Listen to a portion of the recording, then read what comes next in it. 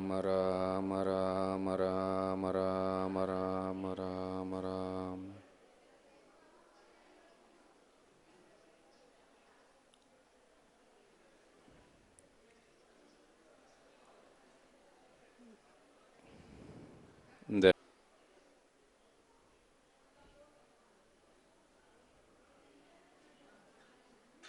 இந்த பரமசந்தியா காலத்தில்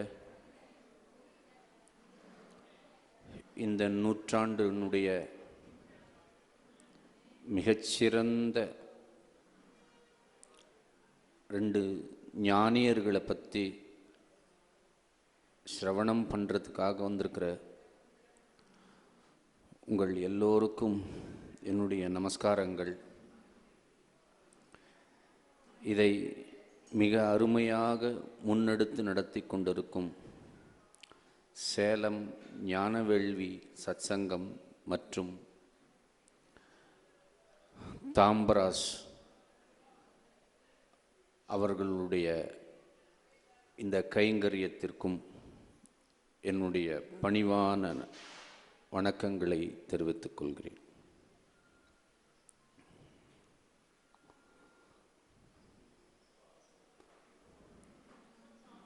மகான்களினுடைய சரித்திரம் நம்மளை என்ன பண்ணும்? நம்ம எல்லாரும் போய் மகான்களுடைய சரித்திரத்தை கேட்குறோம்.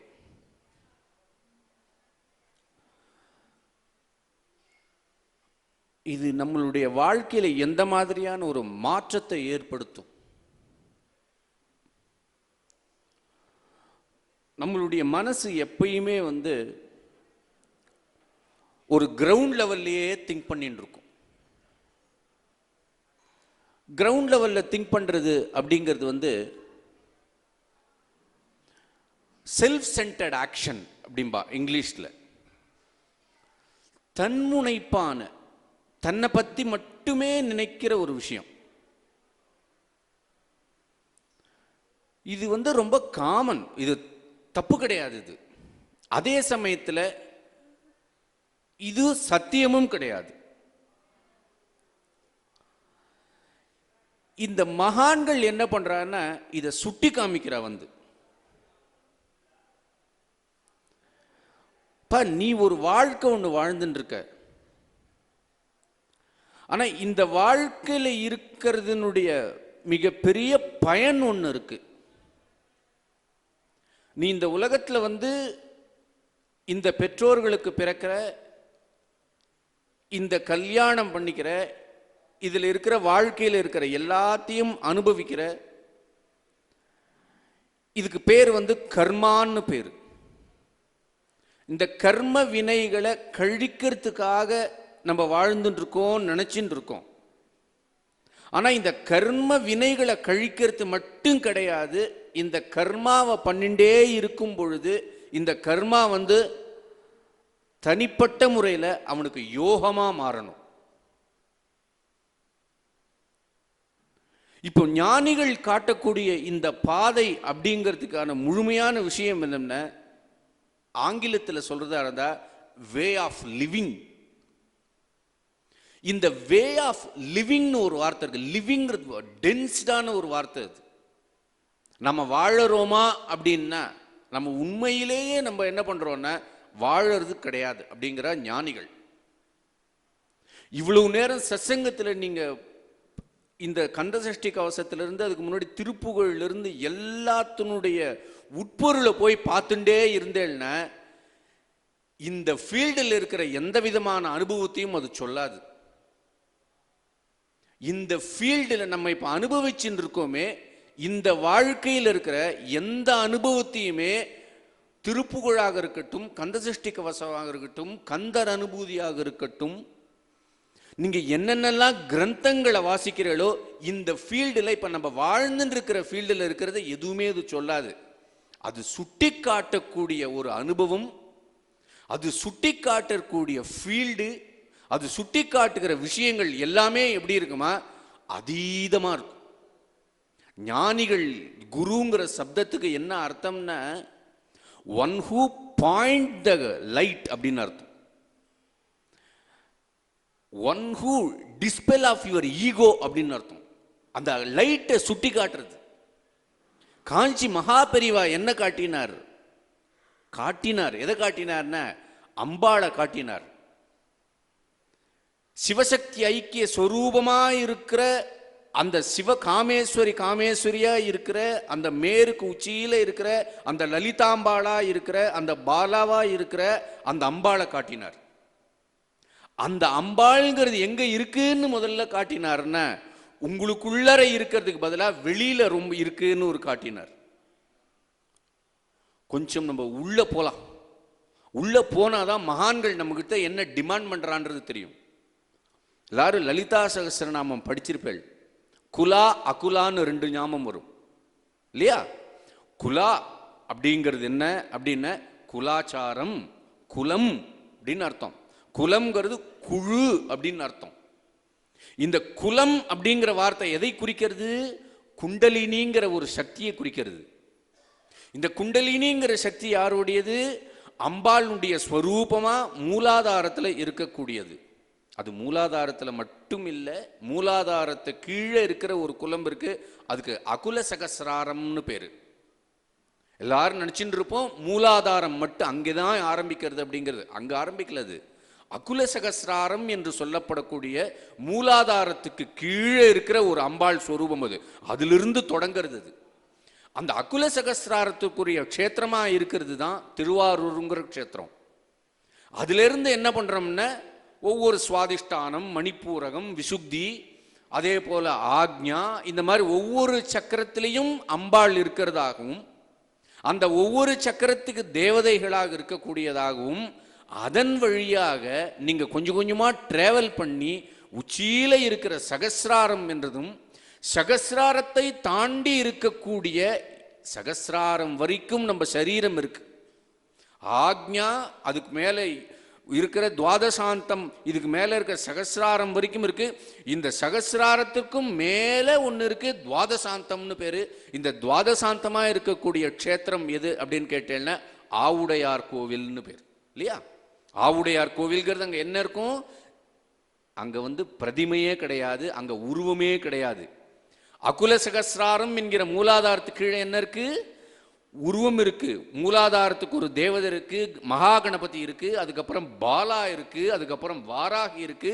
இது போல ஒவ்வொரு தேவதையா நம்ம உபாசனை பண்ண பண்ண பண்ண பண்ண என்ன பண்ணும்? மேல சகசிராரம் போறது, சகசிராரத்துக்கு மேல துவாதசாந்தம் போறது, துவாதசாந்தத்துக்கு மேல ஒன்றும் கிடையாது. இது அம்பாளுடைய வெளிப்புறமாக நம்ம மேருங்கிற அம்பாளை வச்சுட்டு நம்ம பூஜை பண்றோம். இதுக்கு பேரு குலம்னு பேரு, குலாச்சாரம்னு பேரு. இது வெளியில நம்ம பண்றது. குருநாதர் கருணையோடு அந்த சக்திங்கிற தத்துவத்தை காருண்ய மூர்த்தமா என்ன எனக்கு தெரியாது, அகுல சகசிராரம் எங்க இருக்குன்னு தெரியல, சகசிராரத்தினுடைய அனுபவம் தெரியல. நான் பாலா திருப்பூர் சுந்தரின் ஒரு உருவம் எனக்கு தெரியறது, ஆனா அவ சொரூபம் எங்க இருக்குன்னு தெரியல. மேருங்கிறது சங்கர பகவத் பாதால இருந்து மகா பெரிவா இருந்து ஸ்ரீவித்யா உபாசகர்கள் எல்லாம் காமிச்சிருக்கா. அதுல நவ ஆவரம் நான் மேருவை எதிரில் பார்க்கிறேனே தவிர அதுக்குள்ள இருக்கிற அனுபவங்கள் என்னன்னு எனக்கு தெரியல. அப்ப என்ன பண்றா? குருநாதராக இருக்க அந்த காமாட்சி அம்பாள் குருநாதரா உட்கார்ந்துட்டு, நீ கவலைப்படாத, ஏன் நீ இந்த சரீரம் எடுத்திருக்கேப்பா, நீ இப்ப சரீரம்ங்கிற இந்த அளவுக்கு உட்பட்டு இருக்கிற, இந்த தேகம் நான்கிற இந்த அளவுக்கு உட்பட்டு இருக்கிறதுனால உனக்கு தெரியக்கூடிய வாய்ப்பு இல்லை. மேலும் நீ ஜென்ம ஜென்மமா இந்த கர்மேந்திரியமான இந்த மனசையும் கொண்டு நிறுத்தியிருக்க. அதனால மனசு உன்னை அடைச்சின்னு இருக்கு, உனக்கு அதுக்கு மேல போல வழி தெரியல இல்ல அப்படின்னு அம்பாள் கருணையோடு அவதாரம் அப்படியே கீழே இறங்கி நமக்காக அந்த அம்பாள் மகாபெரிவாளா உட்கார்ந்துண்டு, காமாட்சி அம்மனா உட்கார்ந்துண்டு மகாமேருவை கொடுத்துட்டு அப்படி இருக்கிறதுனால அவளுக்கு குலா அப்படின்னு பேர் இல்லையா? இப்போ அம்பாள் என்ன பண்றான்னா இங்க ஒரு யூட்டர்ன் அடிக்க வைக்கிற அம்பாள். எப்படி யூட்டர்ன் அடிக்க வைக்கிறான்னா அகுலா அப்படிங்கிறா. இந்த குலா எப்படி நம்ம வெறுப்படையா பாக்குறோமோ, குலா அப்படின்னா என்ன அர்த்தம்? அந்த இடத்துல என்ன, எனக்கு பூஜை இருக்கு, பூஜைக்கு முன்னாடி ஒரு ஸ்ரீவித்யா உபாசகர் ஒரு மந்திரத்தை அவனுக்கு உபதேசம் பண்றார். ஒரு தீட்சை, மந்திர தீட்சை நடக்கிறது. உபதேச குருவா ஒருத்தர் தீட்சை, இது வெளிப்புறமா பாக்கியமா நான் பார்க்கிறேன். இதை அந்த இடத்துல மேரு இருக்கு, அதுக்கு பூஜை இருக்கு, பூஜா திரவியங்கள் இருக்கு. அது எப்படி பண்ணணுங்கிற பద్ధதியை கொடுக்குறா. ஸ்ரீவித்யால சிதானந்தர் வரார், அதுல இருந்து எல்லா மகரிஷிங்களும் ஒரு பద్ధதியை கொடுக்குறா. மகா பெரிவாளும் பద్ధதி கொடுக்குறா. அப்ப நான் என்ன பண்ணணும்னா, இந்த வேர்ல்டில் இருக்கிறது எல்லாம் மாயைன்னு சொல்லினவர், இந்த பூஜையை மட்டும் பிடிச்சுக்கோப்பா, இதுதான் குலம், இவதான் குலா அப்படின்னு காட்டி கொடுத்தவர்.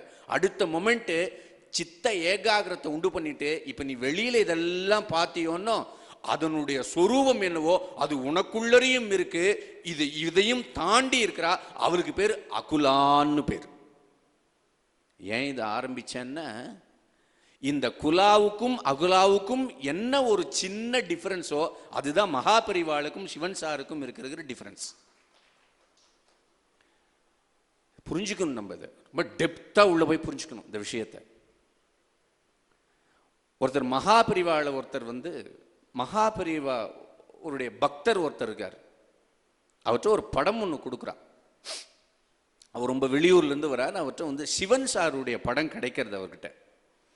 இவர் சொல்றார், இவர் மகாபெரியவனுடைய சகோதரர், பூர்வாசிரம சகோதரர், இவர் ஞானி அப்படின்னு கொடுத்த உடனேயே நம்மள மாதிரியே அந்த உருவத்தை பார்த்த உடனேயே அப்படி ஒரு நெருக்கம் வந்துடும் அவருக்கு. அவருக்கு இல்லை, மகாபெரிவாளுடைய ஒரு சொந்தம்னு கூட சொல்ல வேண்டாம் பல பேர்கிட்ட. ஆனா இந்த படத்தை கொண்டு போய் இப்படி காமிங்குள்ள, சிவன் சார் படத்தை இப்படி கொஞ்சம் காமிச்சல்னு வச்சிங்களேன், நமஸ்காரம் பண்ணணுன்ற ஃபர்ஸ்ட் நமக்குள்ள ஒரு ஃபீலிங் வரும் இல்லையா? அந்த ஃபீலிங் அவருக்கு வந்த உடனே, இது யார் அப்படி, இது மகாபெரிவாளுடைய சகோதரர் அப்படிங்கிறார். உடனே அவர் சொன்னாரு, இது எனக்கு பூஜை ரூம்ல வச்சுக்கணும்னு ஆசையா இருக்கு அப்படின்னார். நேரா மகாபெரிவர்கிட்ட போய் நிற்கிறார். அவர் நின்ன உடனேயே மகாபரிவா தரிசனம் கொடுத்துட்டே இருக்கா. இவருக்குள்ள ஒரு குழப்பம் வந்துட்டு, இதை பூஜை ரூம்ல மகாபெரிவாளுக்கு மேலே வைக்கணுமா இல்லை பக்கத்தில் வைக்கணுமா இல்லை கீழே வைக்கணுமான்னு ஒரு குழப்பம் வந்துட்டு. ஏன்னா மகாபெரிவா பீடாதிபத்தியத்தில் இருக்கா, ஜகத்குருவா இருக்கார், எல்லாருக்கும் குருங்கிற ஒரு பீடத்தில் இருக்கார். இவர் அப்படி இல்லையே, என்ன பண்றதுன்னு இவருக்குள்ள ஒரு சந்தேகம் வந்துட்டு. அவர் மெதுவாக போய் மகாபெரியவர் முன்னாடி இப்படி உட்கார்ந்துட்டு இருக்கும்போது பெரியவா அவர் அப்படியே கூப்பிட்றாரு. என்னப்பா அவனுக்கு சந்தேகம் அப்படின்னு கேட்குறார். அவரை பார்த்து இவர் அப்படியே அதிர்ச்சி ஆயிட்டார். இல்லை பெரியவா, இந்த மாதிரி எனக்கு சிவன் சாருடைய படம் இருந்தது, இதை ஆற்றுல வச்சு பூஜை பண்ணணும்னு நினச்சேன். உனக்கு என்ன அவ்வளோ சந்தேகம்? எனக்கு என்னுடைய ஃபோட்டோ எங்கே இருக்கோ அதுக்கு பக்கத்துலேயே இந்த ஃபோட்டோ வச்சுன்னு பூஜையை நீ நடத்து அப்படிங்கிறார். இதெல்லாம் மகாபெரிவா கொடுக்கிற ஒரு இந்த விஷயம் என்னன்னா, எனக்கு இணையானவர் அவர் அப்படின்னு அர்த்தம். நான் எப்படி ஜகத்குருவோ அந்த மாதிரி அவர் அப்படின்னு அர்த்தம். நம்மளுடைய சம்பிரதாயத்தில் இல்லையா அப்படின்னா இதெல்லாம் இருக்கு. எங்க இருக்கு? ஞானதேவருடைய கதை எடுங்கோ, அவ 4 பேர் பிரதர்ஸ் அண்ட் சிஸ்டர்ஸ். நிவர்த்தி ஞானதேவ சோபான முக்தாபாய் படிச்சிருக்கேல? என்ன அர்த்தம்னா, சில சமயம் அந்த பரம்பொருளானது என்ன பண்றதுன்னா அண்ணா தம்பி ரூபமா மொத்தமா உட்காந்துக்கிறது. சில சமயம் கபீர் கமால் மாதிரி தந்தையாகவும் மகனாகவும் உட்காந்துக்கும். கபீர் கமால் எல்லாருக்கும் தெரிஞ்சிருக்கும். சில சமயம் கணவன் மனைவியாக உட்கார்ந்துருக்கும். சில சமயம் சகோதரர்களாவது உட்கார்ந்துருக்கும். ஜெய கிருஷ்ணமூர்த்தின்னு ஒரு மகான் இருந்தார் இல்லையா, அவர் தம்பியும் அவதார புருஷராக வந்தார், அவர் கூடவே வந்தார் அவர். அதுபோல என்னென்ன, அதுபோல இவரும் சகோதரர்களாக 2 சகோதரர்களாகவும் இந்த பூமிக்கு வரா. இதுல என்ன ஒரு வித்தியாசம்னா, காருண்ய ரூபமாய் இருக்கக்கூடிய அந்த சக்தியானது வெளிப்புறத்துல எல்லா பூஜையும் ஆசிரியத்து காமிச்சது. அந்த காருண்ய பூர்வமா இருக்கிற காமாட்சி அம்மன் என்ன பண்றாள்னா, இந்த வேதம் என்கிற ஒரு தர்மத்தை ஸ்தாபனம் பண்ணித்து, அது சக்தியினுடைய அம்சம், மகாபெரிவாங்களுடைய சக்தியினுடைய அம்சம்.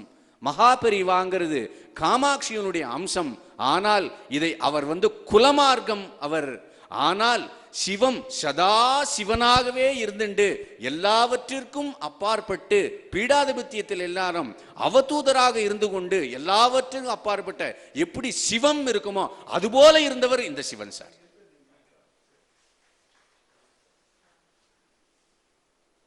என்ன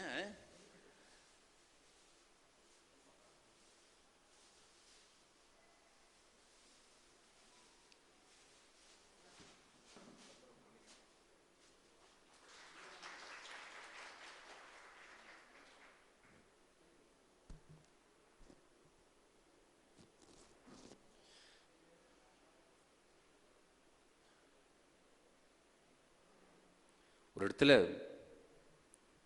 வாளுடைய பரம்பரை அப்படி வந்தது. ஏன்னா செவ்வப்ப நாயக்கர் அப்படிங்கிறவர் நாயக்கர்களுடைய வம்சத்தில் ரொம்ப முக்கியமானவங்கள். கும்பகோணம் பகுதியில் இருந்தவாளுக்கெல்லாம் தெரியும். ராஜா பாடசாலை பற்றி எல்லாரும் கேள்விப்பட்டிருப்பீங்க. அவர் நிறுவினது கோவிந்த தீக்ஷிதர் அப்படிங்கிறவர். 64 மேளகர்த்தாக்களுடைய அவர் தான் கண்டுபிடிச்சார் அவர். இன்னொன்று, ரகுநாத நாயக்கர் முதல் செவ்வப்ப நாயக்கர் அந்த பரம்பரையில் வந்தவருக்கு இவர் ராஜகுருவாகவும் மந்திரியாகவும் இருந்தார். ரொம்ப முக்கியமான விஷயம்னா, அண்ணாமலையாரனுடைய ராஜ கோபுரத்தை அவர் கட்டினார். இன்றைக்கும் திருவண்ணாமலைக்கு ஏற்ற மாதிரி ஐயங்குள அக்ரஹாரம்னு ஒன்று இருக்கும், அங்கே ஒரு குளம் இருக்கும், அவர் நிறுவினது. இது எல்லாவற்றிற்கும் மேலான ஒரு விஷயம் என்னென்ன, கும்பகோணம் மகாமக குளம் கட்டினது அவர் தான். இன்னைக்கு கும்பகோணம் மகாமக குளத்தை நிறுவினது கோவிந்த தீக்ஷிதர். இன்னைக்கு இருக்கிற கோவிந்தபுரம், கோவிந்தவாடி, கோவிந்த அகரம் அப்படின்னு எங்கெங்கெல்லாம் பேர் இருக்கோ தமிழ்நாட்டுக்குள்ளற, அது எல்லா பேரும் கோவிந்த தீக்ஷிதனுடைய காலத்தில் வந்த பெயர். அது பெரிய வித்வானவர், அதே சமயத்தில் திரிகால ஞானியவர். அப்படி ஒருத்தர் இருந்து ஆட்சி பண்ணார். பிராமணர்களே கன்னட ஸ்மார்தா என்று சொல்லப்படுகின்ற அந்த வம்சத்தில் வந்தவர் அவர். அப்படிப்பட்ட பரம்பரையில் மகாபெரிவாளுடைய தாத்தாவுக்கு தாத்தா அவ வம்சம் முழுக்க வந்த அந்த கோவிந்த தீக்ஷிதருடைய வம்சத்தில் இவருடைய தாயார் வம்சத்தில் கோவிந்த தீக்ஷிதர். அந்த ஒரு பரம்பரையில் வந்த இருபெரும் மகாபுருஷர்கள் இவர்கள் 2 பேரும். என்ன இதனுடைய தொடர்ச்சி அப்படியே பார்த்தேன்னா, திருவையாறில் ஈச்சங்குடியில் இவர் அவதாரம் பண்ணுறார். திருவையாறு, இதுக்கப்புறம் கும்பகோணம், இதுக்கு பக்கத்தில் இருக்க அந்த கோவிந்த தீக்ஷிதர் எங்கெங்கெல்லாம் இருந்திருக்காளோ அங்கே முழுக்க இவ அவதாரம் பண்ணியிருக்கா. கோவிந்த தீக்ஷிதருடைய சிலையை நீங்கள் பார்க்கணும்னா இன்றைக்கும் பட்டீஸ்வரத்தில் தேனுபுரீஸ்வரர் சன்னதிக்கு பக்கத்தில் கோவிந்த தீக்ஷிதரும் கோவிந்த தீக்ஷிதருடைய தர்மபத்தினுடைய சிலையும் இருக்கும். நீங்கள் போய் பார்க்கலாம். அந்த பரம்பரையில் இவங்க வராங்க. இந்த இடத்துல இருக்கும் பொழுது ஒரு இடத்துல இவர் சொல்றார், அப்படி வரும்பொழுதே சின்ன வயசுல மகாபெரிவா பட்டத்துக்கு போனார். மகாபெரிவா பீடாதிபதி ஆனார். இவர் பீடாதிபதி ஆகல. இவர் கிட்டத்தட்ட அவதூத சன்னியாசியாகவே இருக்கார். இவர் இதுல ஒரு பெரிய விஷயம் என்னென்ன, இவருடைய மகாபெரிவா தன்னுடைய சகோதரரும் பிரம்மஞானி அப்படிங்கிற காட்டுறதுக்காக சில விஷயங்கள்லாம் இருக்கு. மகாபெரிவா பட்டத்துக்கு வந்த உடனே அந்த இடத்துல அவருக்கு 16 வயசு இருக்கும். இவருக்கு அதிகபட்சமாக ஒரு 6 வயசோ 7 வயசோ தோராயமாக இருக்கும். ஒரு பெரிய வித்வத் சதஸ் நடக்கிறது அந்த இடத்துல. வித்வத் சதஸ் நடக்கும் பொழுது அந்த இடத்துல ஆத்ம விசாரம், பிரம்மசூத்திரத்தில் இருக்கிற ஆத்ம விசாரத்தை பற்றி எடுத்து பேசின்னு இருக்கா எல்லாரும். அந்த இடத்துல விவேக சூடாமணியை பற்றி பேச்சு வருது. அந்த இடத்துல உயர்ந்த வாசிஷ்டத்தில் இருக்கிற பேச்சு வருது. அப்படி பேசும் பொழுது கடைசியில் கொண்டு அந்த வித்வான்கள்லாம் ஒரு இடத்துல நிறுத்துறா. பா, இந்த லோக எல்லாம் முடிஞ்சுதுப்பா, எல்லா விதமான சாதனைகளும் ஒருத்தன் பண்ணி முடிஞ்சாச்சு. கடைசியில் ஒன்றே ஒன்று மீதம் இருக்கு. இந்த சாதனைகள்லாம் பண்ணுறவன் யாருங்கன்னு இந்த நான் ஒன்று இருக்கே, இது என்னன்னு தெரியுமா கொண்டு முடிப்பார். மகாபெரிவா அவருடைய தம்பி 6 வயசு இருக்கும். சிவன் சாரை பார்த்து கேட்குறார், சொல்லு நீ பதில் அப்படிங்கிறாரு. இந்த நான் ஒன்று இருக்கே, இந்த நான் ஒன்று இருக்கு, எல்லாத்துக்குள்ளரையும் இருக்கு. எது ஒன்று எல்லாத்துக்குள்ளரையும் இருக்கோ அதுதான் வெளியில இருக்கு. அந்த நான்கிறது சா ஏகஹா, அது மட்டும்தான் இருக்கு, அதுதான் பிரம்மம் அப்படின்னு அவர் சொல்றார். பெரியவா என்ன பண்றாருன்னா அப்படி பார்க்கிறார், இதுதான் அப்படின்னு காட்டுறார். இதெல்லாம் என்னென்ன, ஒருத்தர் பிரம்மஞானிங்கிறத இன்னொரு ஞானியால தான் சொல்ல முடியும். ரமண மகரிஷிகள் உள்ள பாதாளிங்கத்தில் இருக்கும் பொழுது சேஷாத்திரி சுவாமிகள் அவர் பிரம்மஞானி அப்படின்னு சொன்னார். சேஷாத்திரி சுவாமிகள் ஞானி அப்படின்னு காண்பிக்கிறதுக்கு மகாபெரியவர் சான்ஸ்கிரிட் காலேஜில் ஒரு இடத்துல சொன்னார், நான் 3 பேரை மனசில் வச்சுட்டு இருக்கேன். ஒருத்தர் கும்பகோணம் மௌன சுவாமிகள், இன்னொருத்தர் சேஷாத்திரி சுவாமிகள், இன்னொருத்தர் அருணாச்சலத்தில் இருக்கிற ரமண மகரிஷி அப்படிங்கிறார். ஒரு ஞானி தான் இவால அடையாளம் காட்ட முடியும், நம்ம காட்ட முடியாது. இப்படிப்பட்ட ஞானிகள் என்ன சொல்லித்தராளோ, இந்த ஞானிகளுடைய சரிதம் நமக்கு என்ன கொடுக்கிறதோ அதுதான் நமக்கு உபதேசம். கொஞ்ச நேரத்துக்கு முன்னாடி ஒருத்தர் கேட்டாங்க, நான் இவ்வளவு குருமார்களையும் நான் போய் பார்த்துட்டு இருக்கேனே, எனக்கான குரு யார் அப்படின்னு கேட்டாங்க. எல்லாருக்குள்ளேயும் இருக்கிற ஒரு குரு விஷயம் அது. இவ்வளவு குருமார்களையும் பார்க்குறேன். இப்போ இங்கிருந்து சிவன் சாரை சேவிக்கிறோம், மகாபரிவாளை சேவிக்கிறோம், பக்கத்தில் யோகிராம் சுரத்குமாரை போய் சேவிப்போம், இன்னொரு இடத்துல ராமகிருஷ்ண மடத்துக்கு போகும், இன்னொரு இடத்துல ஷீரடி பாபாவை போய் சேவிப்போம், புட்டபர்தி பாபாவை போய் சேவிப்போம். எல்லா ஞானிகள் நம்ம நமஸ்காரம் பண்ணுறோம். இதில் யார் நம்மளுடைய குரு அப்படின்னா, இது யார் நம்மளுடைய குருன்னு தீர்மானம் பண்ணுறதுக்கு இந்த அகங்காரத்துக்கு உரிமை இல்லைன்னு புரிஞ்சிக்கிறது தான் உங்களுடைய வேலை. நம்ம லிமிட்டட் வெர்ஷனாக இருக்கும். நம்ம லிமிட்டடான ஒரு ஃபீல்டுக்குள்ளே இருந்து பியாண்ட் தட்டாக இருக்கிற ஒரு குருவை தீர்மானம் பண்ணுறதுக்கு இந்த அகங்காரத்துக்கு எந்த உரிமையும் கிடையாது. ஏன்னா ஒரு குருவை ஒரு சிஷ்யனை குரு தான் தேடுவானே, ஒரு குருவானவர் சிஷ்யனை தேடுவார் தவிர ஒரு சிஷ்யன் ஒரு குருவை தேட முடியாது. இப்ப நீங்க குருவை தேடுறே இல்லை, நான் தேடின்னு இருக்கேனே அப்படின்னு சொல்றது கூட குருவினுடைய ஆக்ஞை இருக்கிறதுனால நீங்க தேடுறீங்களே தவிர நம்மளால எதுவுமே முடியாது. we are nothing. அது மட்டும்தான் பண்ண முடியாது. இந்த நத்திங்கிற ஒரு ஸ்டேட்டுக்கு நீங்க வரணுங்கிறதுக்காக தான் இத்தனை குருக்களும் வராங்க. ஒரு இடத்துல ஒரு ஞானி சொல்லுவார், நீ என்ன பண்றப்பா, நீ இவ்வளவு ஞானிகளையும் போய் சேவிக்கிறே அப்படின்னு கேட்டாக்கா, நீ எத்தனை கோயிலுக்கு போற அப்படின்னு கேட்டார் அவர்கிட்ட. காசி ஆசையத்து ஹிமாச்சலம் வரைக்கும் நீ போயின்னு இருக்கியாப்பா, இத்தனை கோயிலுக்கு நீ போற, ஏன் போறேங்கிறது நமக்கு தெரியாது. I don't know, that is the answer. எனக்கு தெரியாது, அதனால நான் போயின்னு இருக்கேன். பாகவதத்தில் சுகபிரம்ம ரிஷி ஒரு முக்கியமான ஒரு ஆன்சர் கொடுக்குறாரு. நான் ஏன் கிருஷ்ண கதையை கேட்கணும் பரீட்சத்து போய் கேட்கிறான், கிருஷ்ண கதை நன்னா இருக்குங்கிறதுக்காக கேளு அப்படிங்கிறார். அந்த இடத்துல ஒரே ஆன்சர், ரொம்ப காம்ப்ளிகேட்டட் பண்ணிக்கப்படாது. இன்னைக்கு பாபாவுனுடைய சச்சரிதம் படிச்சேன்னா, பாபா எதுக்காகவும் உங்களை படிக்க வைக்கிறார், வாயை மூடிட்டு படிக்கணும். நாளைக்கு ரமண மகரிஷினுடைய அக்ஷரமண மாலை உங்களை படிக்க வைக்கிறாருன்னா, அந்த பரம்பொருளுக்கு உங்களுக்கு என்ன கொடுக்கணுமோ அதுக்குள்ளது தெரியும், அதை வரைக்கும் கேட்கணும் நீங்க. அதர்வைஸ் நமக்கு ரைட்ஸே கிடையாது.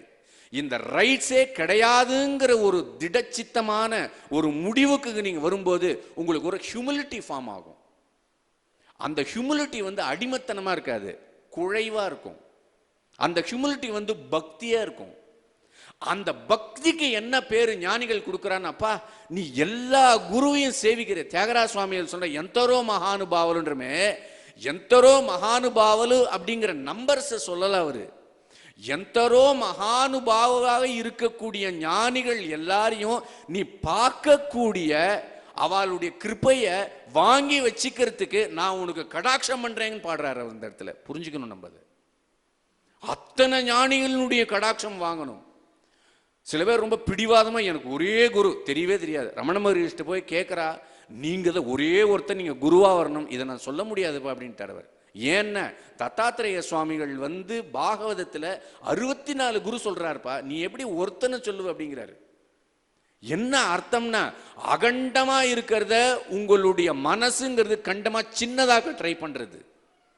மகாபரிவாளை சேவிக்கும் பொழுதே சிவன் சார் ஏர் வரார் அப்படின்னா, மகாபரிவா சிவன் சாரை சேவிக்க வைக்கிறார், சேவிச்சுடணும். இல்லை நான் சேவிக்க முடியாதுன்னு நீங்க போயிட்டே இருங்க, ஒன்றும் பிரச்சனை இல்லை. அதில் நீங்க ஏத்துக்கிறது ஏத்துக்காது உங்களுடைய கர்மவினை சமாச்சாரம். ஆனால் ஒரு மகான் கொடுக்கிற பிரசாதத்தை நீங்க எடுத்துக்கணும். அப்போ இது என்ன பண்ணும் இது ஆக்சுவலா அப்படின்னா, சித்த சுத்தியை கொடுக்கும். மகான்களுடைய சரித்திரம் உட்கார்ந்து நம்ம எத்தனையோ என்டர்டைன்மெண்ட்லாம் கேட்குறோம். போய் ஆற்றுல நுழைஞ்ச உடனே வி ஸ்டார்ட் ஃப்ரம் என்டர்டைனிங். அப்படி ஃபோனை எடுத்தோம்னா நம்மளை அப்படியே அப்சர்வ் பண்ணி உள்ள வச்சுக்கிறது. அது போன உடனே வாட்ஸ்அப்பில் எவ்வளவு மெசேஜ் வந்தது, எத்துக்கு நம்ம ரிப்ளை பண்ணணும்னு யோசிக்கிறோம். ஃபேஸ்புக்கில் என்னென்ன விஷயங்கள் எவ்வளோ லைக்ஸ் வருதுன்னு பார்க்குறோம், யாரெல்லாம் நமக்கு பதில் போட்டிருக்கான்னு பார்க்குறோம், எத்தனை ஃபோன்ஸ் வந்திருக்குன்னு பார்க்குறோம். நம்ம mind entertainment, enormous entertainment field. ஆனால் ஞானிகள் விடமாட்டான் நம்மளை. மெதுவாக இந்த பக்கம் கரை தட்டின்ண்டே இருப்பா ஒரு ஓரமாக போய். எப்படின்னா, ஒரு அம்மா சொன்னா, ஒரு குரு என்ன பண்ணுவார் அப்படின்னு கேட்டால், நன்னா இட்லிக்கு அரைக்கிற மாவு போது இந்த இட்லிக்கு ஒரு கை அரைச்சுட்டே இருக்கும், ஒரு பக்கம் கை தள்ளிண்டே இருக்கும் அந்த மாவு அரைக்கிறதுல. இப்போ கிரைண்டர் வந்துட்டு இப்படியே அரைச்சி இந்த தள்ளுற வேலை ஒன்று இருக்கும்னு, இதுதான் குருவனுடைய வேலை. நீங்க எப்படிலாம் வெளியில போறேன்னு பார்த்துட்டு எகிரி குதிச்சு நீங்க வெளில போவேல், ஆனா குரு உங்களை விட மாட்டார், வெளியிலும் தூக்கி உள்ள வந்து போட்டுருவார். அதுக்கு பேரு தான் அந்த அந்த உள்ள கொண்டு வரத்துக்கு இருக்கிற பேரு தான் சத்சங்கம்னு பேரு. அந்த உள்ள கொண்டு வர அந்த சத்சங்கத்தில் என்னன்னா ஞானிகள் அப்படியே வரிசையா நிற்கிறார். லலிதா சஹஸ்ரநாமத்தில் ஒரு நாமா ஒன்று வரும், எப்படின்னா அம்பாளுடைய பல் வரிசையை காட்டும். அந்த இடத்துல அம்பாளுடைய பல் வரிசை அவ்வளவு அழகா இருக்கிறத காட்டும். அப்ப அம்பாள் என்ன பண்றாலாம், மெல்லிச சிரிப்பாலாம். சிரிக்கும் பொழுது அத்தனை பல்லுக்கு நடுவுல ஒரே ஒரு பல்ல இப்படி காமிப்பாலாம் மந்தகாசம் போய். என்னென்ன இத்தனை பற்களும் குருநாதர்கள், இந்த குரு அம்சம் முழுக்க நான் இருக்கேன், உனக்கான குருவை நான் காட்டுறேன், அந்த உருபல்ல காட்டுவா அப்படின்னு இருக்கு. கடைசியில என்ன ஆகும்னா எல்லா குருவையும் நம்ம சேவிப்போம், இந்த எல்லா குருவும் ஒட்டு மொத்தமா வந்து இந்த கடைசியா நம்ம ஈகோ ஒருத்தர் அப்படி பிடுங்கி போடுவார். இது எப்படின்னா கிராமத்துல இந்த தண்டு ஒன்று இருக்கு, இது என்ன பண்ணுவான்னா நிலத்துல அந்த கீரை பறிக்கிறதுக்கு என்ன பண்ணுவான்னா முதல் நாள் நன்னா காஞ்சின்னு இருக்கும் அந்த கீரை தண்டு. இவன் ஒரு நாள் முதல் நாள் இந்த ஜலத்தை அப்படியே பாய விடுவான், ஒரு நைட்டு முழுக்க அது ஊறிடும். ஏன்னா கீரையை நீங்க வெறுந்தரையில ஒரு ட்ரை லேண்டில் பிடிங்க எடுக்க முடியாது, அவனுக்கு அது வேரோட வரணும். அவனுக்கு என்ன பண்ணுவான்னா முதல் இந்த ஜலத்தை போட்டுவாங்க, மறுநாள் போவான் நன்னா ஊறி இருக்கும், அந்த அடி தண்டை பிடிச்சி போட்டான அந்த சல்லி வேறு ஆணி வேறு பக்க வேறு எல்லாம் சேர்ந்து வரும். இந்த ஜலம்தான் சத்சங்கம். இந்த ஜலம், இந்த சரித்திரம் நம்ம கேட்கிறோம் இல்லையா, இது உள்ள போய் போய் உள்ளுக்குள்ள ஊறிண்டே இருக்கும். இது ஊற ஊற என்ன பண்ணனா நம்ம எதை அகங்காரம்னு நினைக்கிறோமோ, எது வந்து இக்னரன்ஸ் நம்ம நினைச்சிட்டு இருக்கோம், ஞானிகள் எதை இக்னரன்ஸ் சுட்டி காட்டின்றே இருக்காளோ,